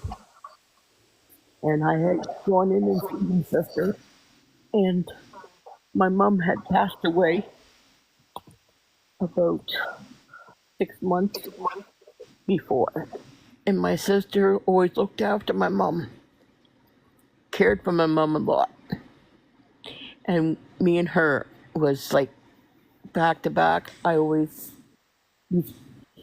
The only thing I'm thank God for is because I worked 2 jobs. I worked for her on my days off, and I would work at the bank. And I got to spend a year with my sister. And she said, Brenda, come on, stand down with me and go to work from here. So I went into my sister's place. She owned her own special care home. And we got to spend a year with her. And then she asked me, she said, Brenda, would you move in with my son and look after him for a while? I said, yeah, I will. And I went home one night, and something happened. We had a big party, and my sister was very private. And something happened at that party. Stuff she was drinking, and my sister's not. Stuff was brought up or happened in the past, and next thing you know, I didn't go to that party because I don't like being around people drinking. But she called me and said, Brenda, she said, come on in town, I want to talk to you. And I said, okay. And I went in and she goes, we got to go out to the country. What do you mean? She said, I want you with me. And I said, uh-oh. So I said, what's going on? And she told me what was going on. My older sister, that's a troublemaker. And I said, okay. I said, I'll certainly settle this. And she goes, then I said, no, but never mind about that. And this and that. And I said, okay, no problem. But there was so much stuff that came out at that party. And then next thing I know, she had, hey, I went to town to work and I seen a message on my phone because they were only, she left a message, said, Brenda, I have to talk to you. And I didn't get that call. And then later on that night, I got a call from her husband saying my sister had passed on. But the story changed so many times of what happened to her. I said, how could the story change so many times? How would you not know what happened to her? And then we always made a pact that if something happened, she'd come back. My brother came back. But her, she never showed up. So one night, I said, just please come and see me. And then I woke up, and I seen her floating over top of me. She was facing down to me, but she never spoke. And then when she came in my dream, my brother spoke to me, but not her. She just looked at me. She didn't say anything. But she looked like she was happy. But I always felt there was something wrong with that situation. Like, why did she do that? Or was it caused? Or did somebody do that to her? So, Jackie, thank you for answering that question. Thank you very much.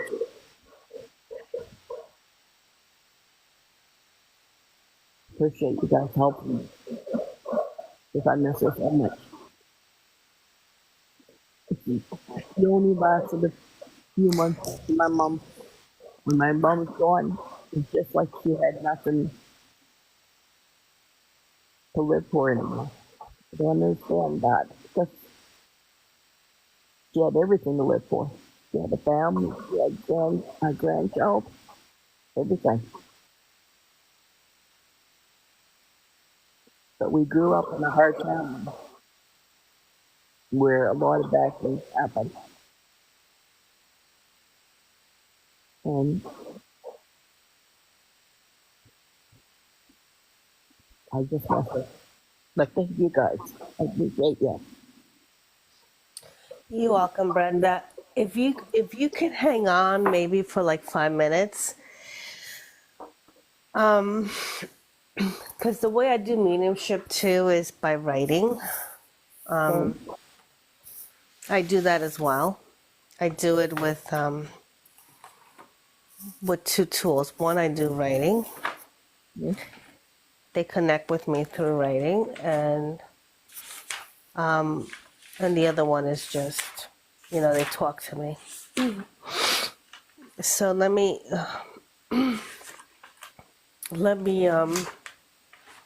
see if you could just give me a few minutes. Let me see if she brings anything forward to me. Okay.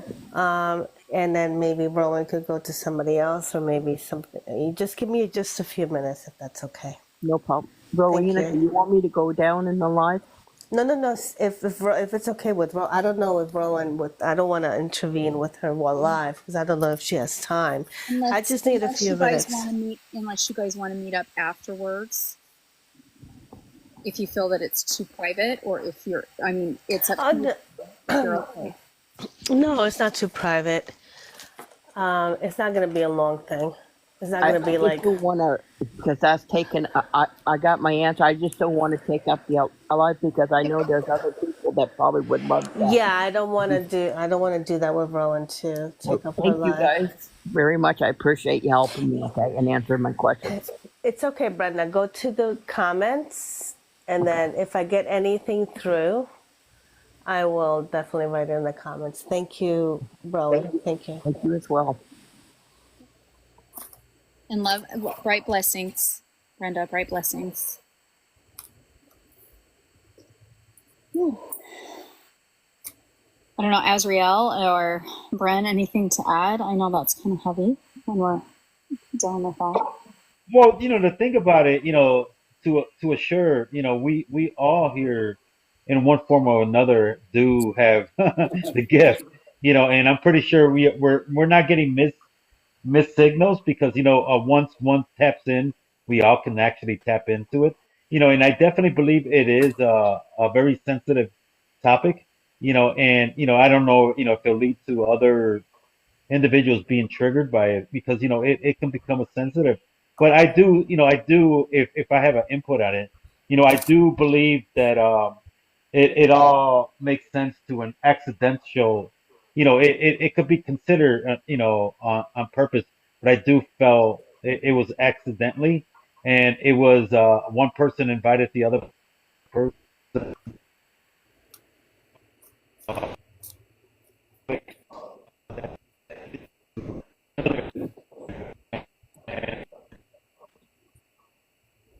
They and it was by I talked about it because I really don't want to overstep boundaries on it, and of course my connection got bad all of a sudden when I said that. But yeah, if you want, Brenda, you can reach at me too sometime, in a DM me, and I'll give you my perspective on it. Yeah, see, you can't hear Rain because, I do have energy around me that actually sometimes stops me from saying stuff. Mm-hmm. Yeah, that's why you've got to make a place that you've got to board a room for when you're doing lives. We all have to do that. It's like I have one room they can go in, if that makes sense. Yeah, I never thought about that. I definitely gonna have to do that. This is my private space right here. Go to over there. Yeah, yep. And that's just it. Is I let my and actually my one room I only allow my spirit guides and my ancestors because we got. We do get all the time, So and you're in a place where you're gonna get all the time. But Bren, go. Yes, Brent got some cards. Go ahead, Brent. Oh, Brenda. In a way, the same message is back. Oh, hey, Connor. The same message from this one is coming out again, but in a different way. Because now you saw her coming from the back, but now look at it this way. Now it's coming from the front. This is the Four of Cups, but if you notice, the head down, but then you have the figure there. That coming to still provide that care and support is just from being head down low. But when you get down on the same level, there's the Six of Cups. You notice how one side's on. Oh, Lordy. Yeah, it's heavy right now. Yep, and I'm just hearing a big thank you, very loud. Oh.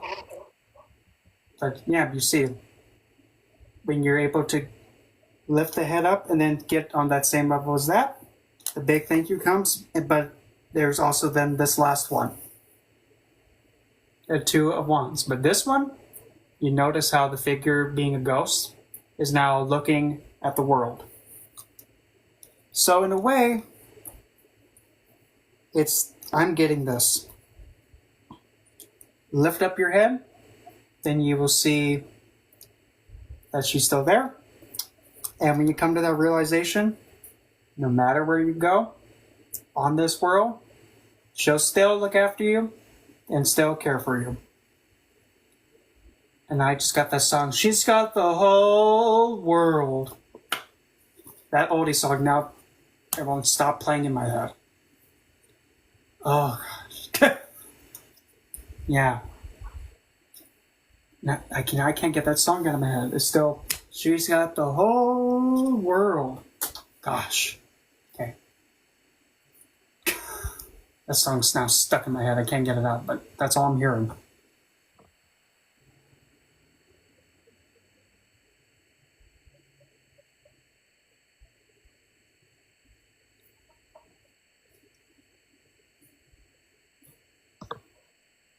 Now I'm just hearing the big thank you nonstop. Very gentle voice.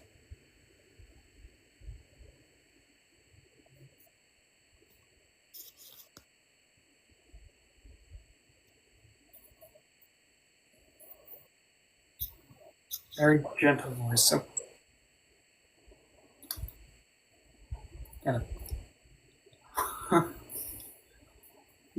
gotta gather myself. So give me a moment. Yeah, we need just kind of a second to recoup. Sometimes that can be heavy.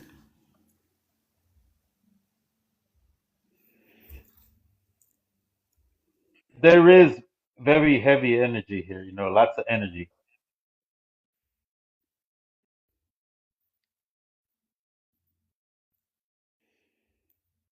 So I know I saw a few people who want readings. We're just going to kind of clear some of this energy.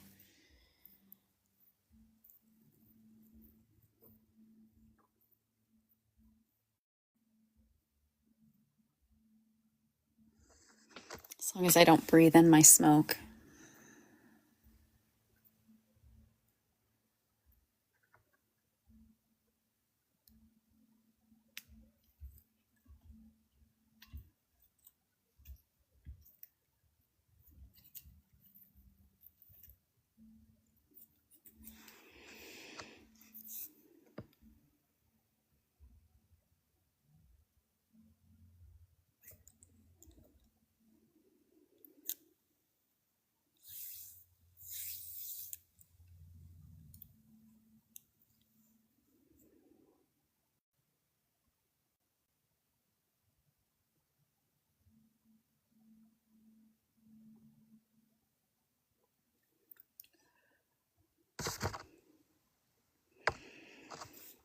Sorry, everybody. We have a little bit of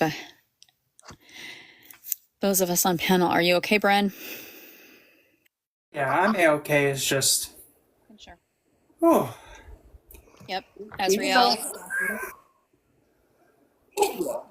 Oh, I'm okay. Thank you for asking. I'm actually got incense burning, a lot of things going on.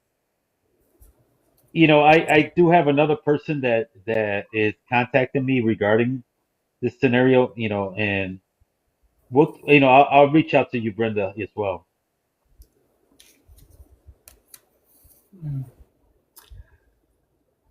And even though, of course, being close with the goddess of the, passed on, being so close with that, and I'm usually used to interacting with this kind of energy, but this one, wow. Wow, it's just like, I love that, like I said, not even passing on can end it. I don't even have words. Wow.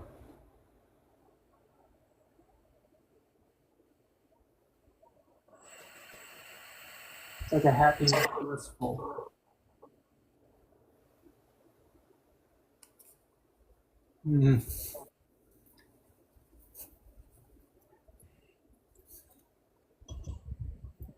Okay, we're back. And just like that, We're good to go. Okay, I think I did see Connor. Are you still there? I think Connor said he wanted a reading. I don't think I see him here.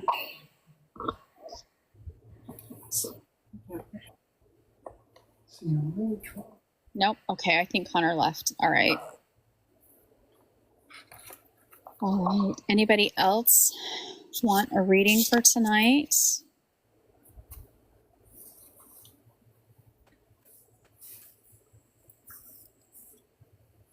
And is this Friday or is it Thursday?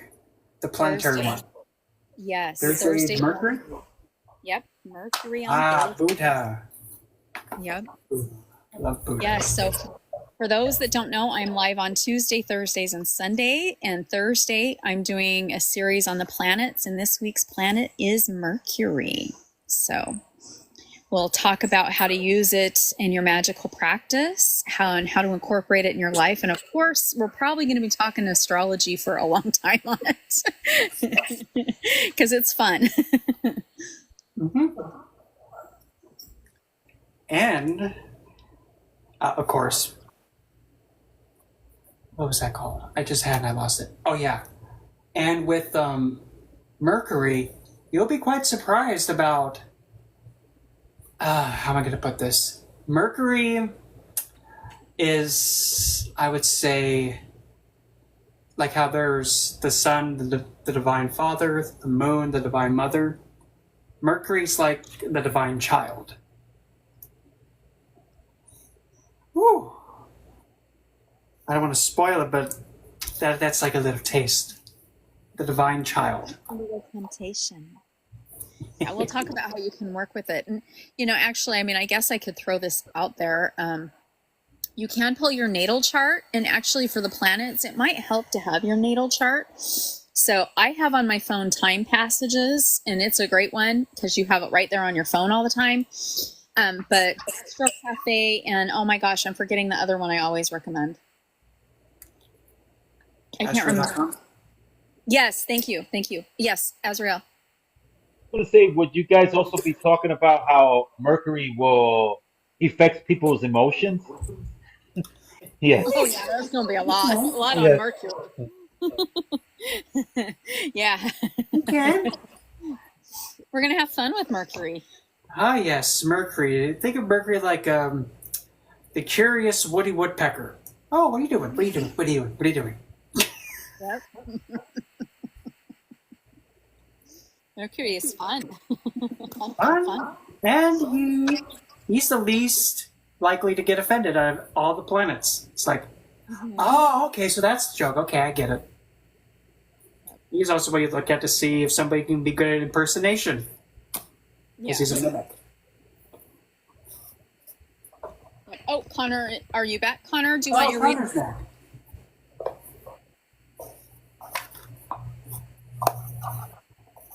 Okay, general, or do you have a specific question?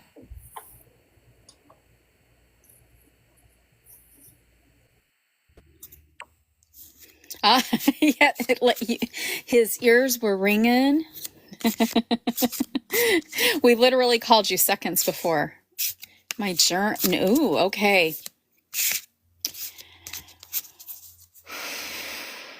All right, Connor. What is in store for Connor?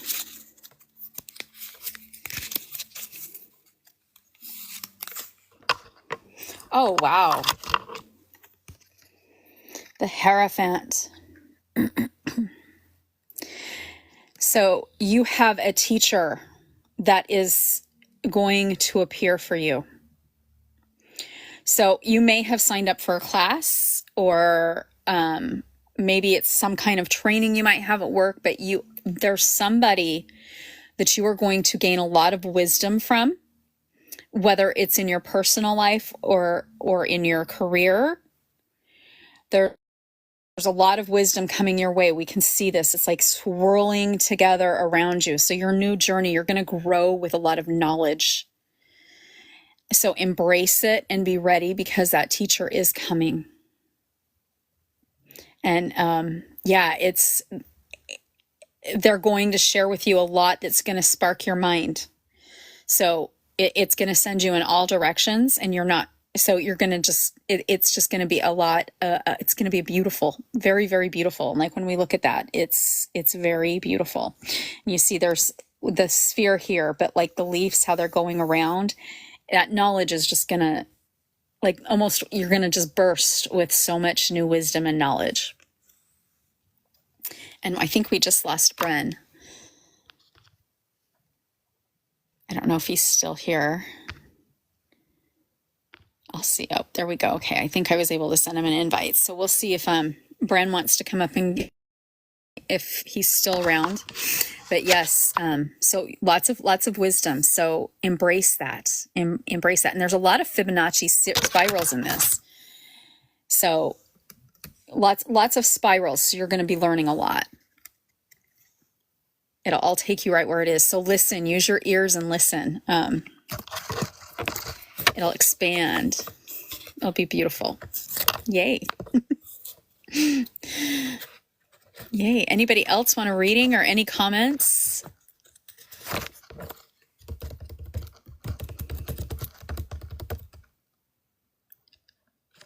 What, Azrael? Unmute. I was muted. Yeah, I have a question.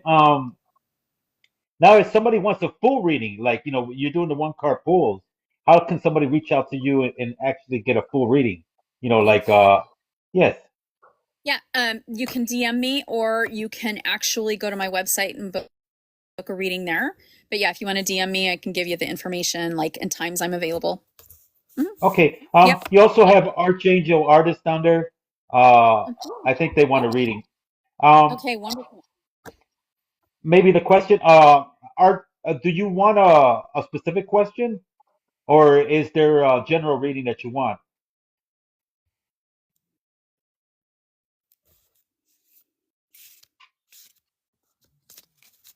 Artist?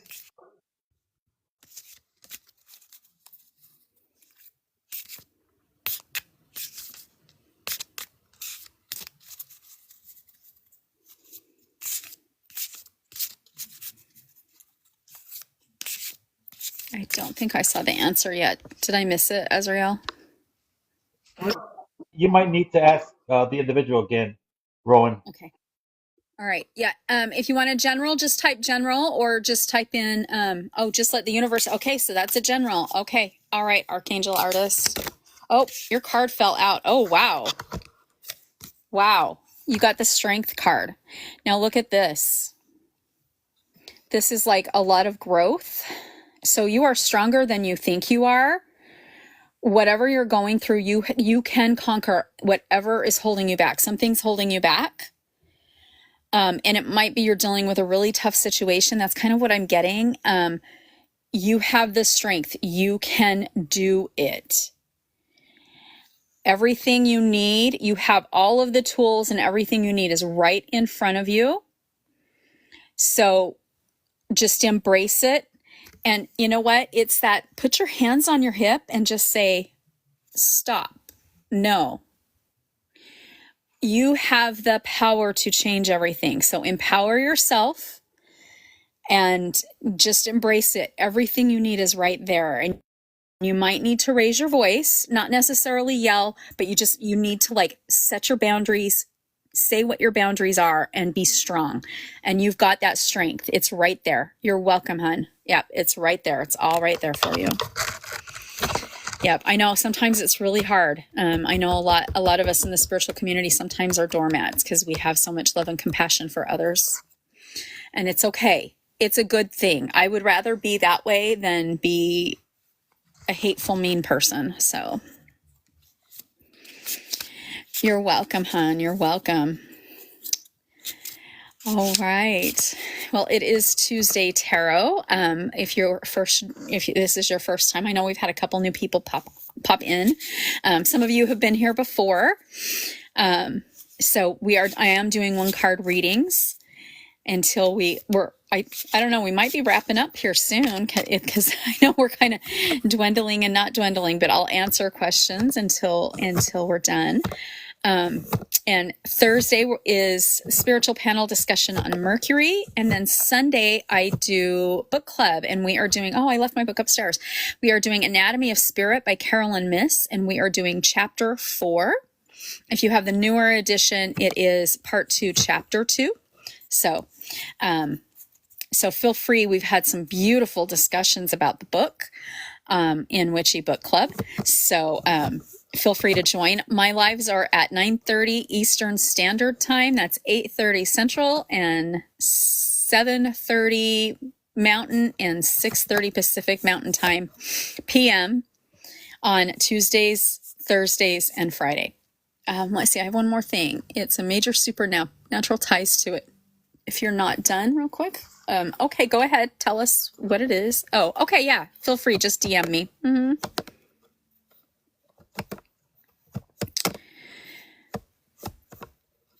Yep. Blessings to you too.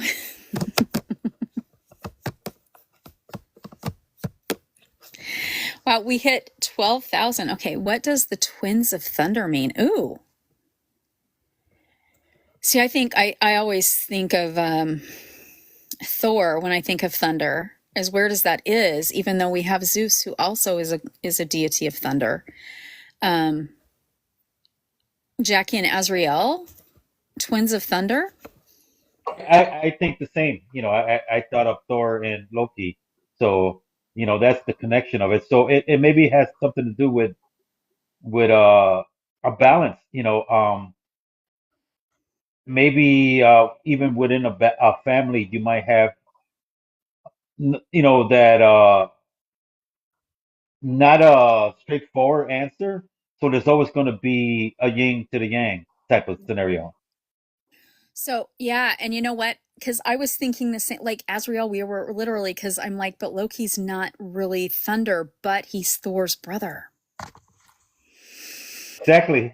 So he might steal the thunder from his brother. Mm-hmm. Yeah. Yeah, that might be what it is. Because I mean, like usually like the first deity that would pop into mind should be Zeus, but it wasn't Zeus this time. It literally went straight to, and I was like, Loki, because I'm like, Loki. I'm like, you're brothers.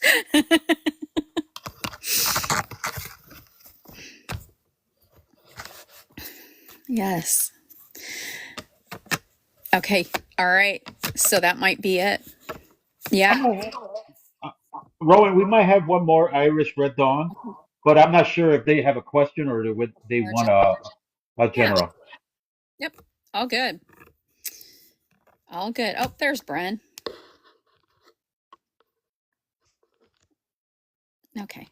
And we actually had more people jump in. We are doing, general. Okay, fabulous, Irish. We'll do a general for you. Sorry about that. It's just my phone decided to be like, I quit. Phone, I haven't given you your pink slip yet. Mine was I'm making sure I have this charged, because I had a couple times where we had like these beautiful conversations, and then all of a sudden my phone's like, charge me. I know that happens to me too, and I'm like, oh my god. Yeah. Well, and then the last time I had to end the live one, I'm like, we have to end because my phone needs to be charged bad. I went to plug it in and my charger needed to be charged too. So now what I do is I take it with me, I charge it so it charges, and then it will be ready for Thursday. So, all right. Okay, Red Dawn, we've got a general reading for you, and then I just did Connor's reading, Bren, but if you want to do, after we do Irish Red Dawns, if you want to do a one card for Connor. Yeah, I'll pull for Connor. He's even specifically asking for me, so I'll give it to him. Okay. All right. I'm gonna pull for Red Dawn real quick. Okay. All right, Red Dawn, what energy are you needing? What do you need in your life right now? Ooh, how beautiful. We got the 10 of Wands. So we have a very firm foundation, you can see, and you have a lot going on, and it's a lot of very beautiful stuff. The one thing that's really sticking out to me is the sphere right here. I'm going to just I'm going to see if that will zoom in. That sphere is sticking out to me. So you have a lot in your inner circle. So your close family and friends. Enjoy and embrace and celebrate. Celebrate the life that you guys have and the beauty that you have together. And that might be like, that might be this week, because it is a holiday this weekend. And so embrace them.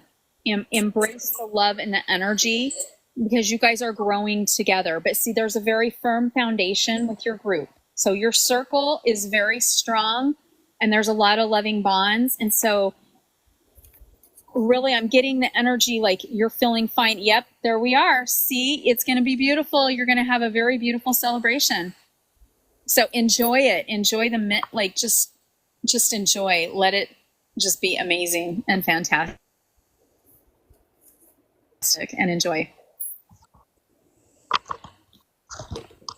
So, Brent, did you want to pull a card for Irish, or are you just going to go straight to Connor? I'll pull one for Irish too, but the deck that I'm using for Connor, there's a specific reason I'm going to pull from that one. Where the heck? Okay, fine. What's my deck then? I'm talking about it. Here we go. Give me that. Alrighty. So Irish. Oh, duh. Gotta turn that on. Come on, phone. Come on. There you go. Oh, I'm going to be using the definitely not Walking Dead tarot. Definitely not. Alrighty, let's see what we get out of this thing.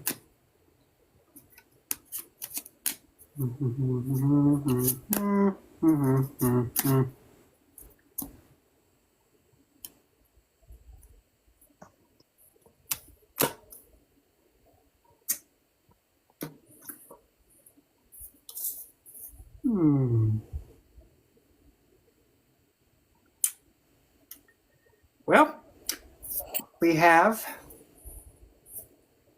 the sun, and oh boy, that is bright.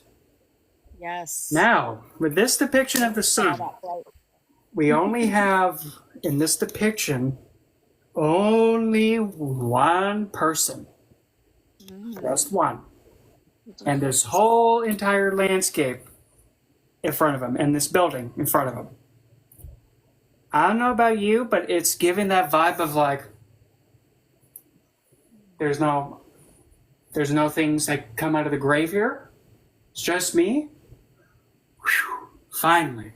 So, you have found a safe haven, and you're in a position where you don't have anything to worry about. Revel in it, enjoy the calm, enjoy the peace, enjoy the serenity that you have obtained, and revel in it. Because in a matter of a second, you might blink and all of a sudden, oh great, here come the things out of the ground chasing after me again. Not the undead fangirls and fanboys, they're trying to get me. So enjoy the calm and the peace and serenity in the now. At least that's what I get. Yeah, she's talking about her solo spiritual journey. So see, your family is going to support you on that journey. That's what we're getting, those cards. That's how they connect. Okay, dokie. Yeah, you need that. You need to have the support even if they don't follow your same journey. All right, is Connor still there? Yes, okay. Come on down. Okay, now, okay, I'll pull two more for All right, Connor. Bryn's pulling for you now. you go. I'm being, kicked in the tush. Well, not literally kicked in the tush, but poked to pull two more, okay? I'm just going to nod my head and go with it. Okay, one more. Oh, okay, I already see where this is going. I'm so glad I like earlier last week, I think I told you when I revisited the Divine Comedy and re-examining Paradiso.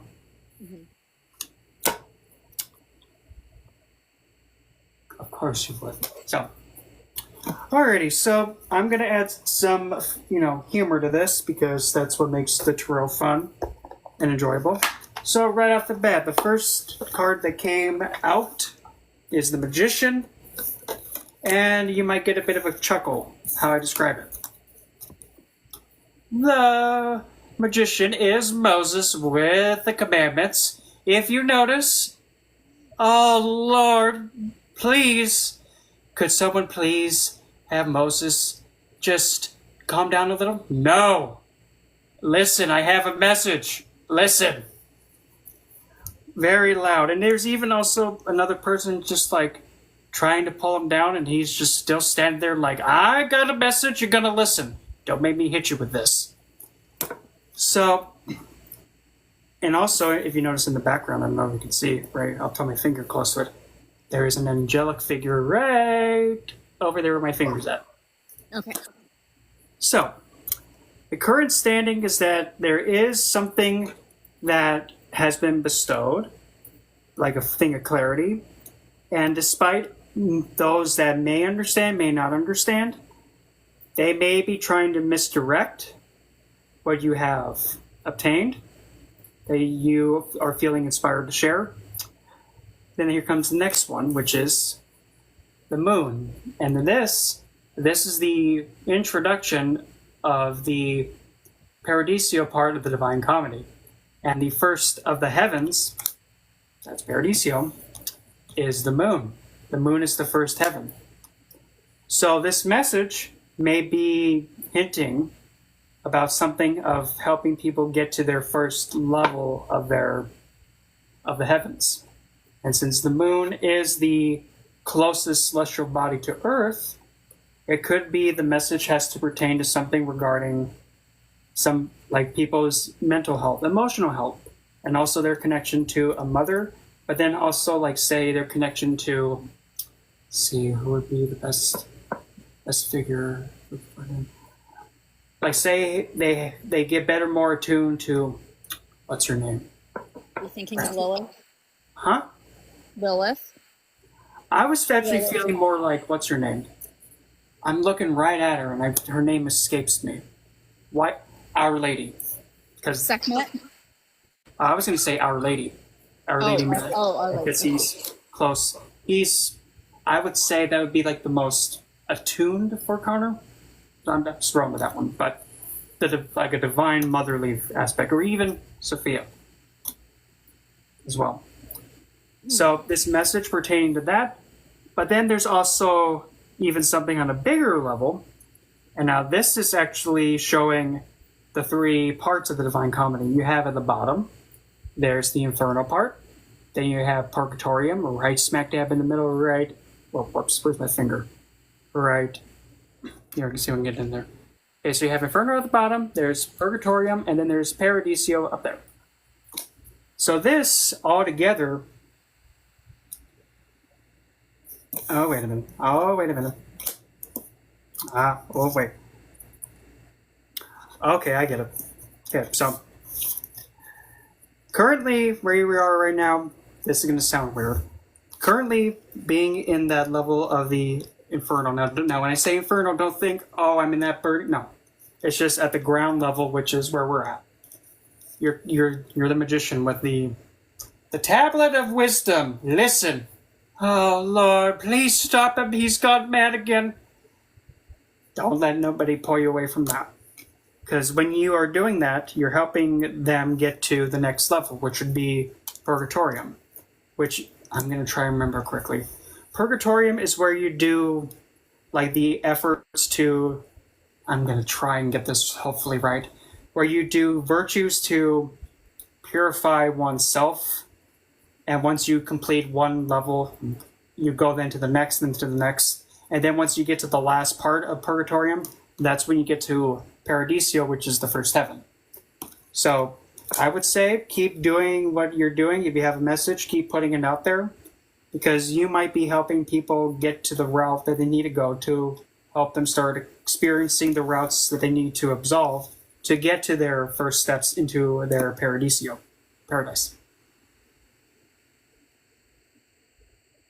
That's what I get.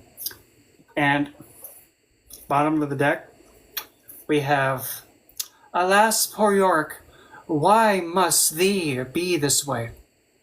I'm just a skull, okay? I'm just a skull. Letting go of that which is not really being of any kind of aid. And another way to even look at it is that you have, I believe this is Daniel, but either way, with York. Huh? I was thinking Daniel too.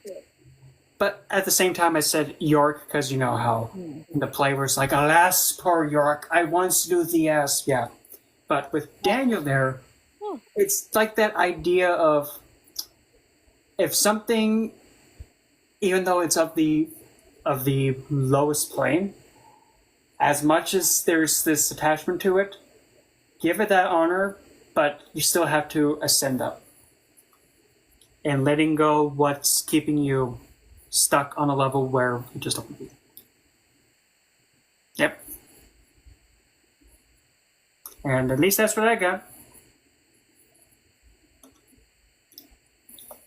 All right, beautiful, beautiful. I love this deck, honestly. Because some of the artwork is just so like, I mean, I love this magician. He's like, you're gonna listen or I'm gonna hit you with it. You're welcome, Irish.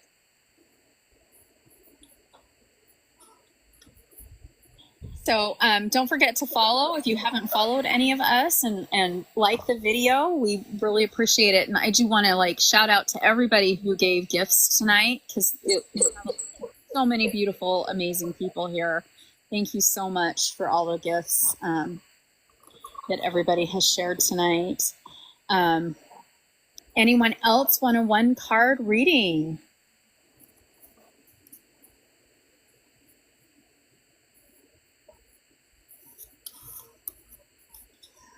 Like I said, I love this deck.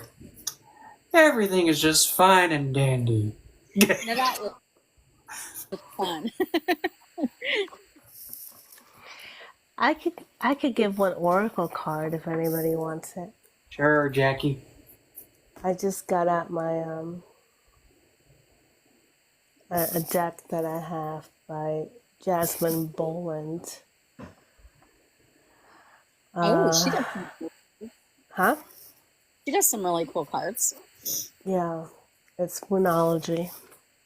Oh, Nunu family would like a reading. So, do you want a tarot or do you want the oracle? Oh, sorry, I'm not tease. It's been coming.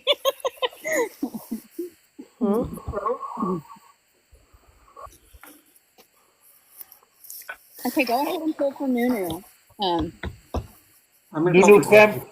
Nunu family. Is it a tarot card that you want, or do you want an oracle card? She said anyone, so we'll let Jackie go first. Okay, who am I? Oh, Nunu family. Nunu family. All right, let me connect with her 1 second. First, let me follow her. Didn't you want one too, Jackie? She asked if anybody wanted an oracle. Oh, never. It's all good. I knew that was testing you.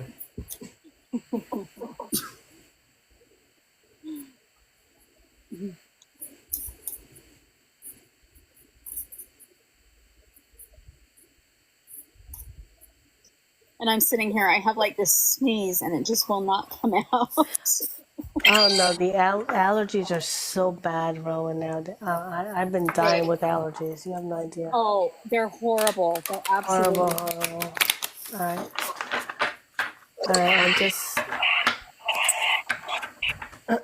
I'm just shuffling my deck. I haven't used them in a while, so I'm kind of blessing them.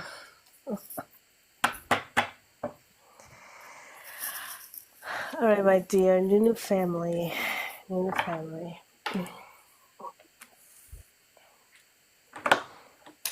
Okay, I asked your guides to come to me and allow me to give you the knowledge that you need to know.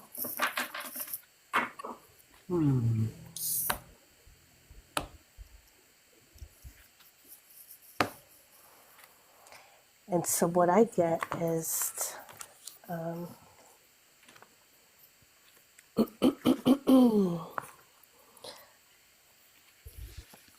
okay, I'm going to pull,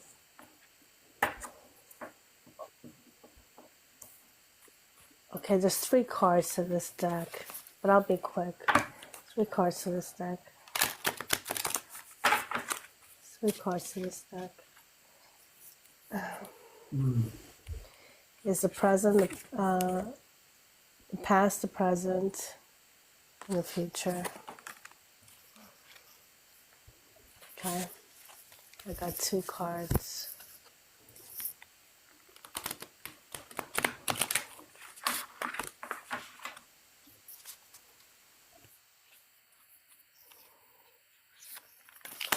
All right, I got the 3 cards. It's 3 cards because the deck calls for 3 cards to give you. The first card is the past. The second card represents the current situation. And the third card is the future. So we're going to go with the first card, which is the new moon in Virgo.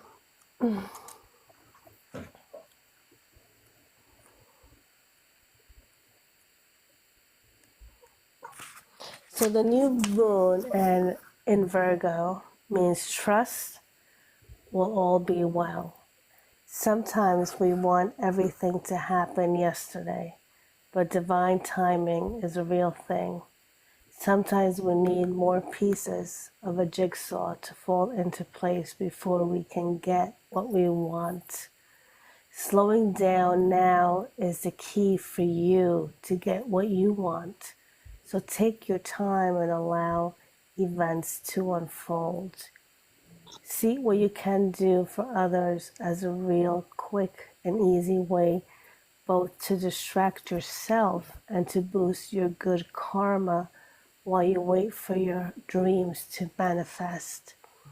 There's a reason why you pulled this card. This card is an especially good sign for matters related to job and health situations. Manifestations go out of your way to help someone. Helping good karma. Be reliable. Don't overthink things. Be modest. You should always say your manifestation affirmation should be help others. I help others and others help me. That's what you should always say as an affirmation daily. I help others and others help me. So that is your past. And the card 2 is your current situation, which is last quarter moon in Virgo. Attend to the details. So it's the last quarter.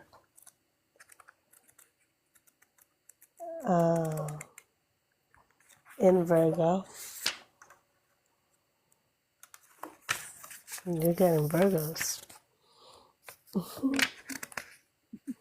So last quarter in Virgo, attend to the details. It would be lovely to think that manifesting means just snapping your fingers and magically make it everything better, right? We usually think that, right? However, there's more to it than that. Past worries, mean comments, self-doubt, and fears need to be dealt with before you can start to feel good. A tedious task may need to be taken care of before you can move forward and make the magic happen. Worries slow down your ability to make magic, so attend to the details. Then you can have fun. Who doesn't want to throw it all and go on an adventure around the world? But who pays the bills? Sometimes you have to do all the boring stuff first before you allow yourself the time you need to roam and enjoy. Clear attacks away. Your affirmation is, I'm guided and protected by the divine. I'm guided and protected by the divine. So that is your present. And then your future is last quarter moon in Libra. Last quarter moon in Libra. Make time for self-love. Oh, that's a beautiful one. Last quarter moon in Libra. Make time for self-love. So have you been trying to please all of the people all the time when you're not yet quite happy with yourself? There's a difference between wanting to live positively and spiritual bypassing. When you refuse to acknowledge your feelings, you can't fool the universe. So pretending to be happy when you're sad will get you nowhere. Rather, you need to deal with your feelings. That's the only way. If you're people pleasing, stop. Think about what's going on and why you're doing it. If you're in an unbalanced relationship, address the situation. While it's lovely to do things nicely, they all need to be done well. Be sincere. The way to get into the manifestation zone is to work through all your stuff. Once you've done that, you become a clear signal for your desires. And your manifestation affirmation for the future is, harmony surrounds me. I am on my path. Harmony surrounds me. I am on my path. I hope that helped you, Nunu family. Thank you. Thank you, Jackie.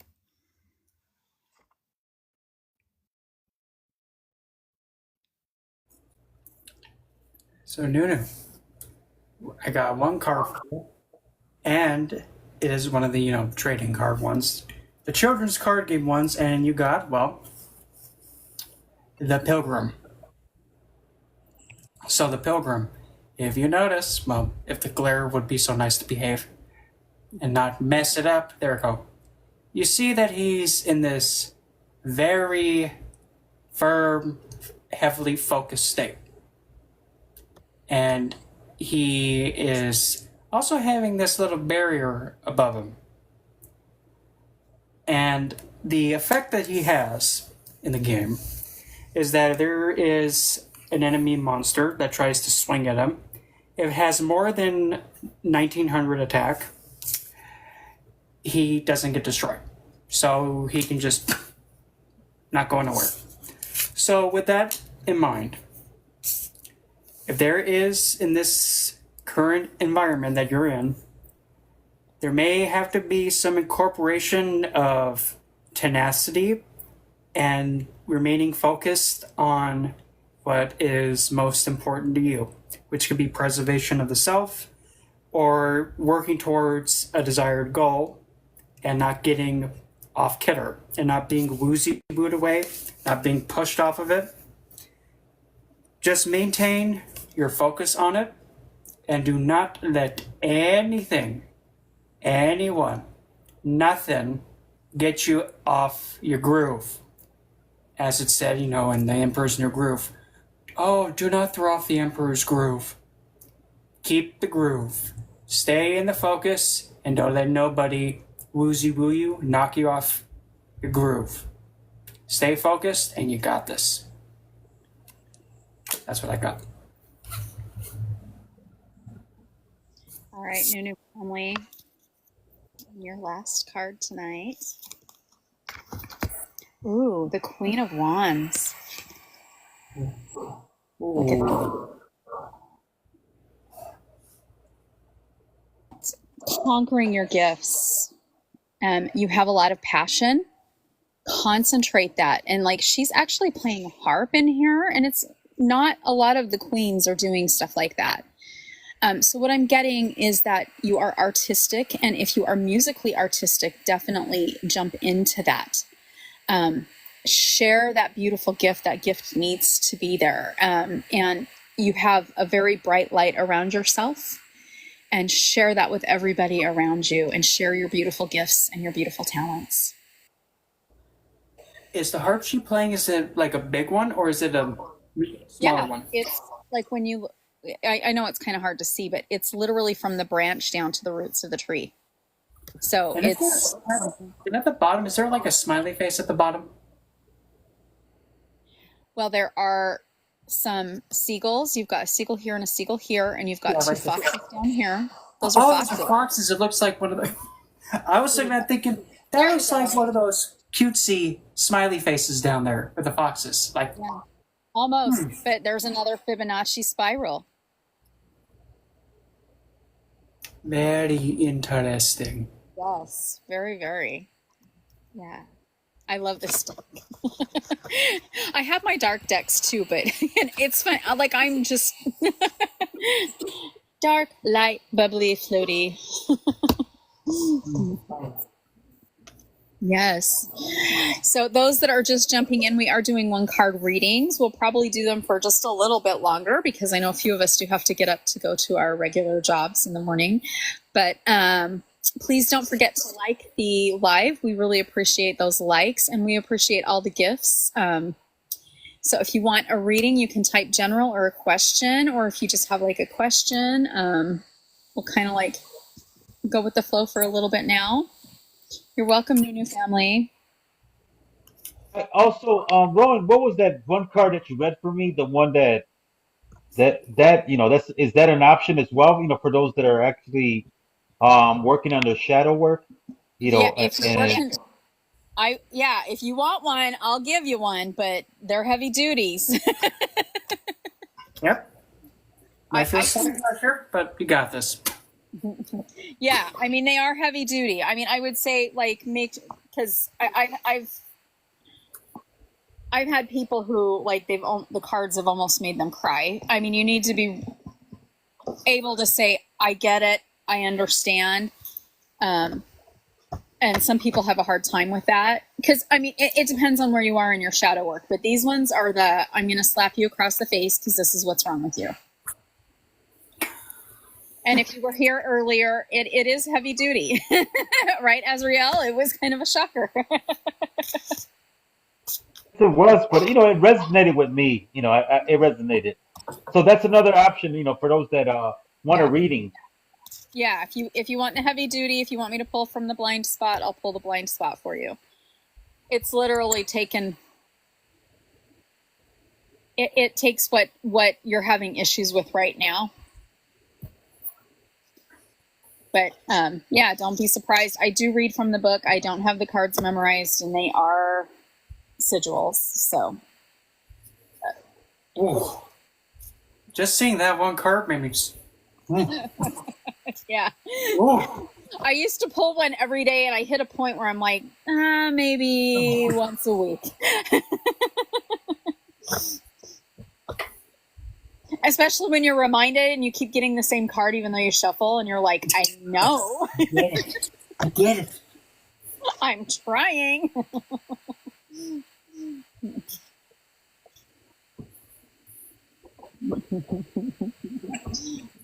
Yeah. All right. No, and Irish, you're right. The cards never lie. It's always accurate. Even I know, like, I have a friend who does readings, and she has a couple clients who will all the time try to get another reading, hoping they're going to get a different outcome, and it's always the same. It's because this is what your reading's supposed to be. So once you get it, it's like, move on from that one. Don't ask again. Or even if it's not the same card, the same message, or just weave around and go, same thing. Yep. Somehow, somewhere. Yep. All right, I don't see any more. So what we're going to do is we're going to, let's see. Oh. Concert season. Is that a question for us or a conversation that you're having, Nazriel? Oh, I was asking a question. Yeah, I was asking a question. Yes, or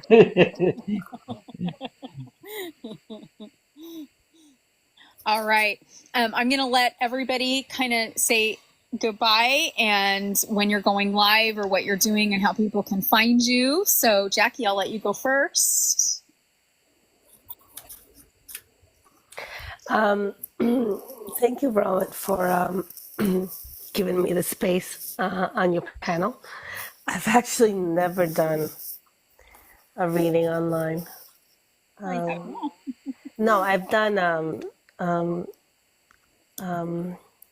not a card reading. I've never done a card reading. This is my first time actually, like an oracle reading once.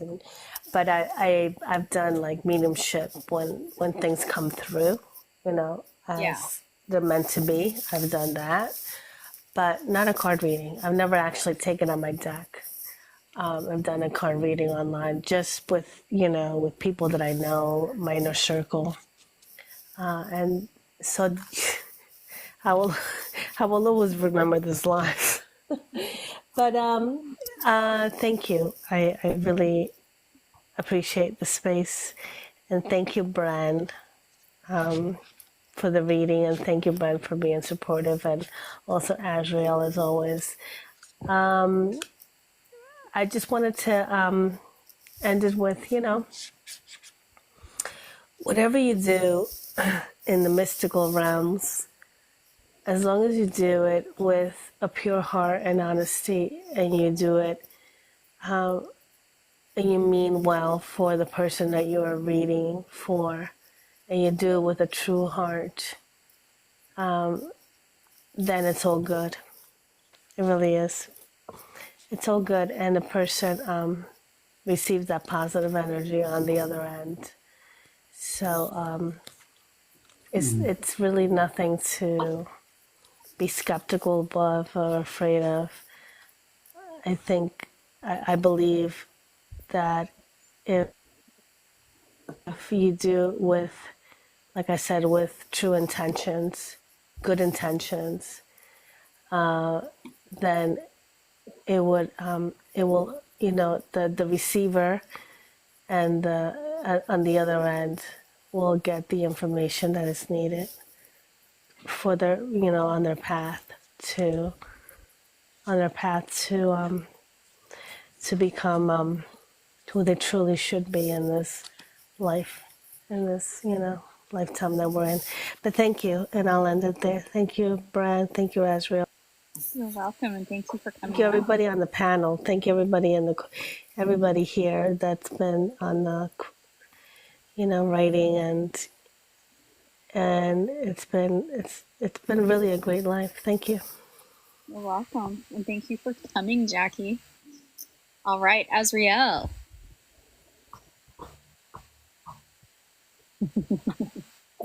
I was muted. Thank you, everyone. It was an honor to be here. It was great to hear everybody's reading, and also my little perspectives were probably just minimal. But you know what? It's just being in the presence of everybody here that makes it different, and I appreciate that. Stay positive. Hoping wellness for everybody throughout forever. And I do live Thursday nights. It's 11:30 p.m. Eastern Standard Time. This week I yet to come up with a topic, but I'm here. And thank you for the honors to be up here in this panel with everybody. Much love and gratitude to Bren, Rowan, Jackie, Brenda, everybody that came up here tonight. You guys have a good one and rest well. Thank you, Azrael. All right, Bren. Okay, well, I got the pole to the head, not literally like to the head, but I got just a hit to pole 3, and just like the spread before, the 3 pulled. 1 in power, 1 we must seek out, and 1 we mustn't forget. So everybody, the 1 that's in power, hell, concealment, but we're gonna go with a different approach. I always do with it. What's in power right now is, face the things and see them for how they are. Whether it is the most painful and difficult thing to accept, or the thing that you need to accept that is the best and is the right thing, but you've been, nope, I don't want that. Turn the head, face it, and accept it, because it's getting louder and louder. And then you must seek out Maeve. Determination. Now, Maeve, if we're going to talk about a woman that you do not tell no to, she's the one you do not say, no, ma'am. Oh, no, no, no, no, no, no. Because in the mythology that she's in, she is known to make, well, oh, man, you think you tough, huh? Sit. Yes, ma'am. Getting that inner zeal and that inner strength to be facing the reality of things and say, yeah, it is what it is. That's just what it is. Not what I want, but I'll fix that. Or something that has been like a ball and chain that's in the power right now, pulling down. Have that determination and that grit and that just like that inner warlike drive to face it head on. And go in with an axe and go knock it out and down. And, well, don't be afraid of it, because fear is only something that can affect you if you allow it to. And what you mustn't forget is Scotty, or Skull. And which is interesting, because the one that's in power and the one we mustn't forget, both of these come from Norse, and they're both Jotuns. Like giant-blooded. But for Scotty, as the one we mustn't forget for atonement, now, the best atonement for anything is coming to the reality of something and recognizing it for what it is. But again, you have to face it with that determination to really atone for it, because atonement is encountering the lesson, even if you're like encountering it and going, oh no, I don't want to face that, but then you come back around to it, encounter it yet again, sit with it, learn from it, and then being able to move forward from it. That's how you atone from it. And once you atone, you can then move forward without it coming back around and be like, I'm still unresolved. That's the best way to atone for it. Once you understand, face it, learn from it, then you can move forward without having that ball and chain ankle biter attached to you still. But anyway, so I go live randomly. Usually I'm using GhostTube and keeping ghosts in line when they hissy fit, but I also have in my bio something on my tree that's in link. And that's where I'm now actually having all the services from astrology, custom sigil making for whatever kind of cause you're doing, personal instruction, and it's just a Google form. You just fill it out, then I'll get back to you. So yeah. Thank you, Bren. Well, I want to thank everybody on panel. I love having everybody here, and everybody who came to enjoy Tuesday Tarot. We'll, of course, be back next week, but I'm also here Tuesday, Thursday, and Sunday at 9:30 Eastern Standard Time. That's 6:30 Pacific Standard Time. And the other places in the world, I'm so sorry. I don't know. Rowan. But yes, we'll always keep the bells on. May I? Go ahead, Jackie. I'm sorry to interrupt. I pulled a card for the collective. Is it okay if I can read it or no? Yeah, go ahead. It's an oracle card. And Bren, you can help me with this because you're into astrology. I know some astrology, but not as good as you, obviously. I actually got last quarter moon in Aries. Work through your feelings. It says, and I'm reading from the book like Rowan does with the oracle cards. Someone has had their feelings hurt. And this is for the collective. Maybe it's you. Deal with this upset, especially, but not only. If it's on the home front, whatever's going on right now will go better if you take steps to make sure that no one is feeling like you've been emotionally run over. If you feel like your feelings have been trampled on, it's time to work through them and clear them. Then you can move forward your goals. It's hard to manifest when hurt feelings are in the way. Relationships, especially with family and or the people you live with, are extra charged now. If someone is writing roughshod over your feelings, don't sulk. When someone upsets you, it's easy to wear your hurt like a badge of honor, but that merely perpetuates the situation. Manifestation magic. These crystals work, and this is what actually Bren was talking about, which is these crystals, actually Bren and Rowan, these crystals work especially well for the sign of Aries: red tiger's eye, shungite, bloodstone, chrysanthemums, prehnite, or flame agate. Choose one and hold it while you meditate, visualizing a beautiful red light swirling around you. Alternatively, keep your crystals close by you as you work through the situation. Or use 5 or 6 to make a crystal grid. Your manifestation affirmation. I now choose to release all my hurt, and so it is. I now choose to release all my hurt, and so it is. So release. And this is for you, Brent. The best time to work your magic is when the moon is in Aries on a Tuesday, Mars Day, or during Mars hour. The last quarter moon in Aries takes place when the sun is in Cancer and the moon is in Aries. Yes, it knows that sometimes you just have to let it go. Yeah. So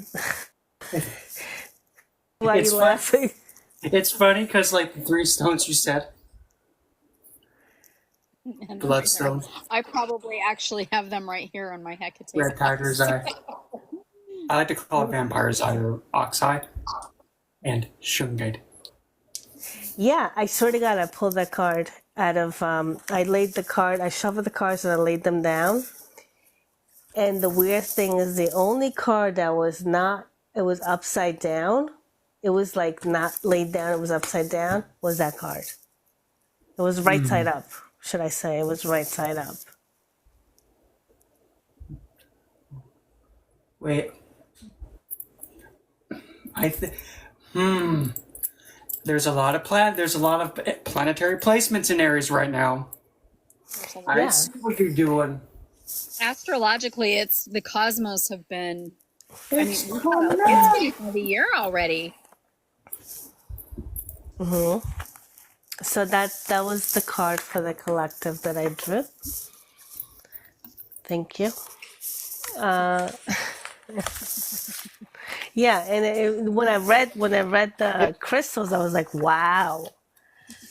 You know, that was amazing. Thank you. It was yes, I know. All my shungite upstairs by my work desk. Even also just like, okay, don't gotta worry about.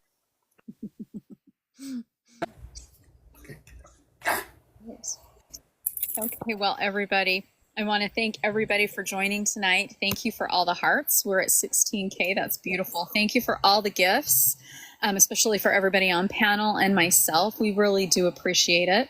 We will again be here next week for Tuesday Tarot at 9:30 p.m. Eastern Standard Time.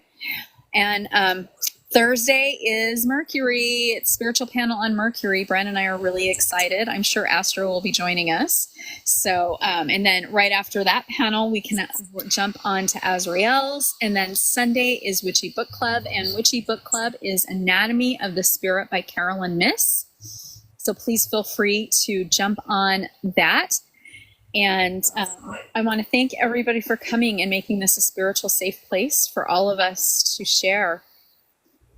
So, all right, everybody, we can wave goodbye. And yes. All right. Merry meet, merry part, bright blessings, and namaste. Namaste, everybody. Namaste. Sweet dreams.